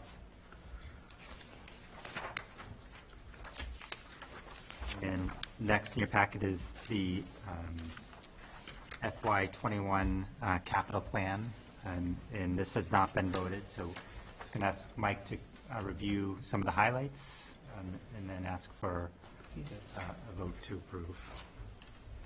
Talk a little bit, just for a capital budget, it's critical to the operation, to maintain the $64 million asset of ours. It's been over 14 years since the renovation, and it's critical. Capital funding vision is essential to our operation. Daily preventative maintenance is funded by our operation budget, and one-time capital investments is needed to help support the budget. Capital budgets are a living document, and basically they're updated annually and changed by priority. So if we look at, it's a 5 to 6 year budget, and we look at FY19, we'll just kind of run down FY19 relatively quick. Parking lot, ceiling and cracks. The parking lot's good for 25 years. We try and do everything we can to do that. We did some work on that, but we found we had to do some more. But if we slide down to preventative maintenance on the UPS was able to push out, so we were able to push that out. Floor repairs, we did $8,500 worth of floor repairs, and that was base building. In the auditorium, we did In Focus for $15,000 and updated from just going from the regular card to that. Surveillance and cameras and things like that, we had to push that out. We were able to use what we had. Going down to a feasible study, at one time we set it at $30,000. We were able to move that out. We'll talk more in a second on that. And then the same thing with stadium lighting. Until the feasible study is done, it was set in FY19 to do that. Skip down real quick to maintaining the track and things like that. We spent $5,000 on that. Tennis courts were moved out for 18, and so on down. Caulking to maintain the building, weatherproofing was done with $10,000. But some of the things in FY20, like I said, parking lot, we're trying to maintain the parking lot and keep it so we can get the full life out of it. So we spent $52,000 on sealing the cracks and maintaining the deterioration of the parking lot. The next item was a hot water heater that was budgeted for FY20, but we plan to move that out because we can have a little more life on it and we feel comfortable that we can do that. And the phone system was the same thing. It was budgeted for $75,000 in FY20, and it was able to move that out based on some common sense in budget requirements, restrictions. At that point, again, we moved out the UPS for the uninterrupted power source for our data center. The next item that was budgeted was surveillance again, and that basically we moved out. We slide down again, we maintain the track to keep it safe. It's all to use. Going back to the feasible study, the $5,000, we originally had it for $30,000, so the $5,000 we were able to capitalize on some information that was already done previous, and so this year we're working on that to be true. We haven't completed that yet, but we're still working on that. And then we go back to the track and maintain the track, and then caulking we're going to push out and stuff like that. We set, like we talked about earlier, we set a budget. And basically, it's a living document, and by priorities and funding, we have to move things around, and we keep an eye on it and using good common sense. FY20, we hope to do the phone system, and the phone system basically, lost my place. We're going to do the hot water system. The hot water system basically is a backup system, so if we lose that, we don't shut down the operation. The phone system to be upgraded. We plan on doing that in FY21. The grounds for tractors and equipment. Our equipment is aging at this point in time. Most of the equipment is 16 years old, and we're pretty much at the end of the life, so it's something we have to take a look at as we go forward. Project Adventure course in FY21 is part of the curriculum and part of the courses that are here at Algonquin, and they're looking at $35,000. We had some problems. They're on existing trees, and basically they really recommended an insurance company everything to move them off the trees onto poles and something settled. If we slide down, we get into after the feasible study. A lot of the FY20, we're looking at the track, and the track at this point is estimated at $485,000 as a capital. We're looking into it based on the study. We'll know more. The same thing with the stadium lighting for $140,000. 9 tennis courts to be rebuilt. for 500 and 4,000. 30,000 for cross-country bridge. That's pretty much, it's beginning to rot out. Pretty much from the study, we'll end up seeing where we go with these, but they're in there because they're critical to the operation in the school. The tennis courts, we may not do all that in 1 year, so we put in 18,000 to keep them safe and keep them maintained so we can move forward on them. Doors and hardware through the school. The school is aging. Most everything in the school, like I said, is used heavily every day. So $12,000 for doors and hardware. Gym bifold door, it's a wall partition between the two gyms and the A and B gym. That wall needs to be resurfaced and kept in good working order, and that's $16,500. Eye wash stations, at one time we had it in as do them all at once, but we're going to try to work them in. We come up with a new program of flushing to help resolve some of the issues that we have with them, and we replace them over time. Sliding down. So that's a pretty heavy year. Because it's a 5 or 6 year, we go back into FY 22, and we're looking at cameras at that point. Our cameras basically at that time will be well over 10 years old, and you do need to upgrade them. A gym floor, at this point, after a good 14 years, the gym floor is due for resurfacing. But the topic tonight is, we're looking to approve the FY 21 capital Correct. plan, the one that went from 62,000 in FY 20 to $1,005,000 in FY 21.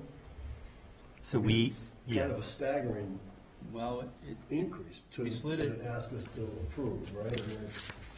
We slid it over because it's been going. And we appreciate that it all slid, but I mean, can some of it slide some more? I guess. I think there needs to be a real earnest effort to come up with a capital plan that obviously there's a lot of capital projects need to be accomplished, and we need to find ways to think outside the box and find ways to fund these capital projects Well, I outside. know we're better at it than this guy. Yeah. I mean, I think we all agree. What we'll kind of do is, once we get that, the study done, The feasibility study. it's going to give us a better roadmap. You got $1 million hanging on that. And we can slide out some stuff. I mean, I think that, looking at, that's the solar conversation, it's increasing our rental fees, it's looking at our building, looking at the facility, and if there are opportunities to rent space as we contract in size in terms of our student population. We need some alternative revenue sources to be able to maintain this facility, as it ages. It's essential. Wasn't that all that policy work we did to engage the boosters and maybe advertisers and such? Exactly. So the boosters actually is funding the feasibility study. They engaged in a feasibility study in 2013. They're funding the reauthorization of that. That will give us a sense of where we need to go, but the advertising, donations, policy is something we need to look at to accomplish these goals. It might be our opportunity now to slide this out a little bit more and ease it. But right now, it really has to be talked about because it's becoming an issue, and we want to address it. But respectfully, Paul, you do see some of the information doubled up. So what Mike has done a good job at is he's not letting anything slip away. So in one instance, you'll see the tennis courts are listed there for 504, right? Mm-hmm. But then you're going to see 18,000 also added on. So you see figures doubled up. If you do one, you don't need to do the other. Yep.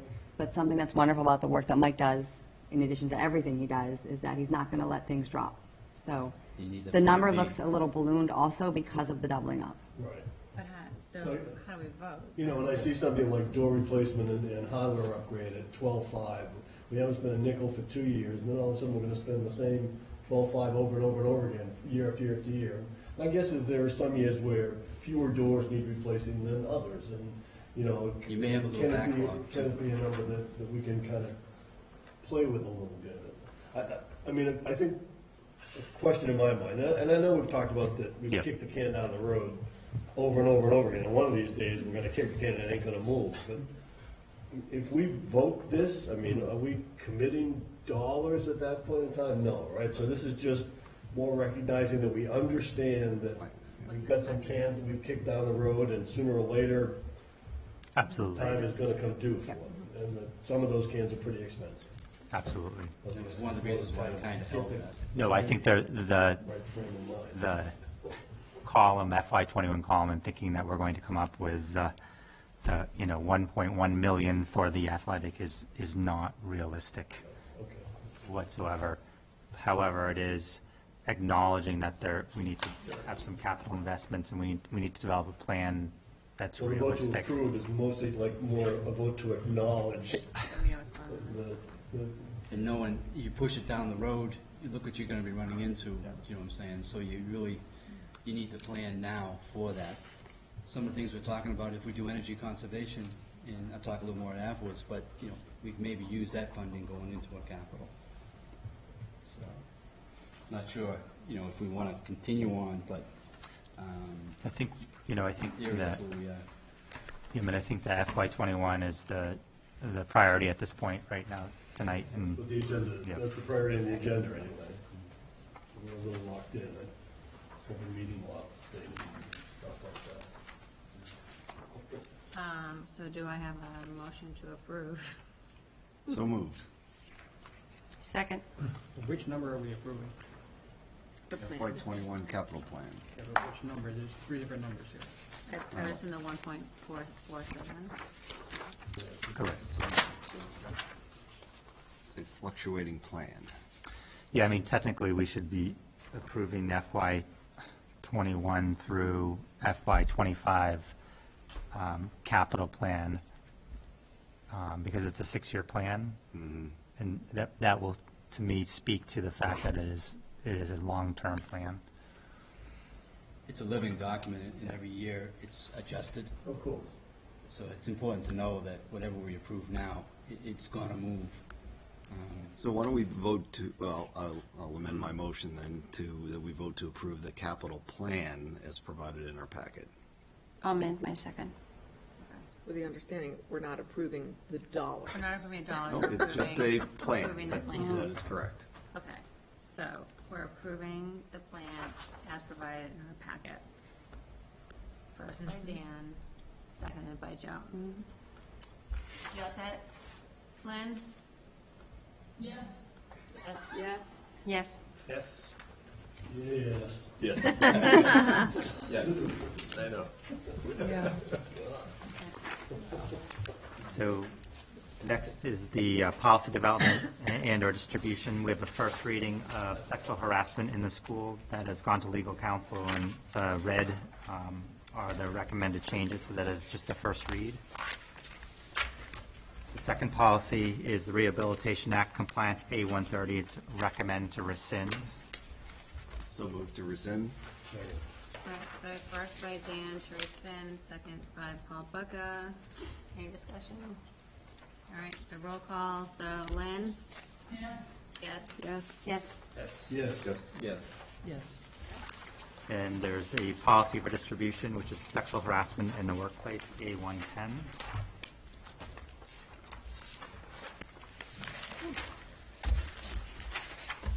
So our next item is audience sharing.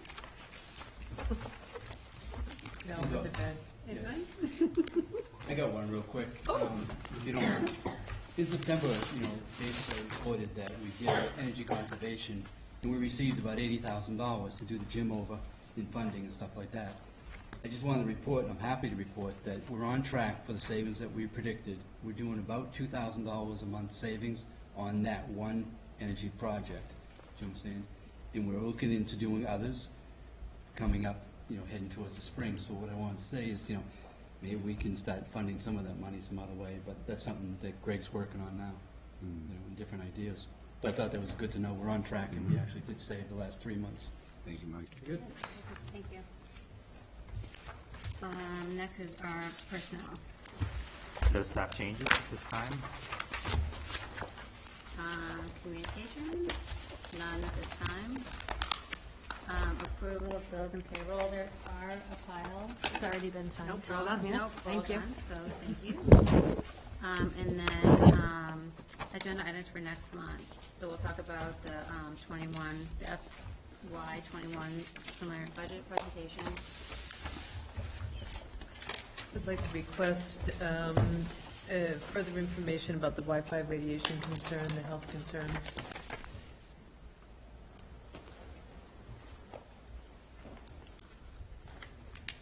Okay. Anyone else?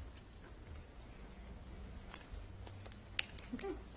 So our next motion is to go into executive session to discuss strategy with respect to collective bargaining due to the chair's determination that a discussion regarding this matter in an open meeting may have a detrimental effect on the position of the committee with no intent to return to open meeting. So moved. Second. And moved by Paul Bucka, seconded by Dan Fonda. A roll call. Lynn? Yes. Yes. Yes. Yes. Yes. Yes. Oh, yes. Oh, Thank you, everyone. Happy holidays.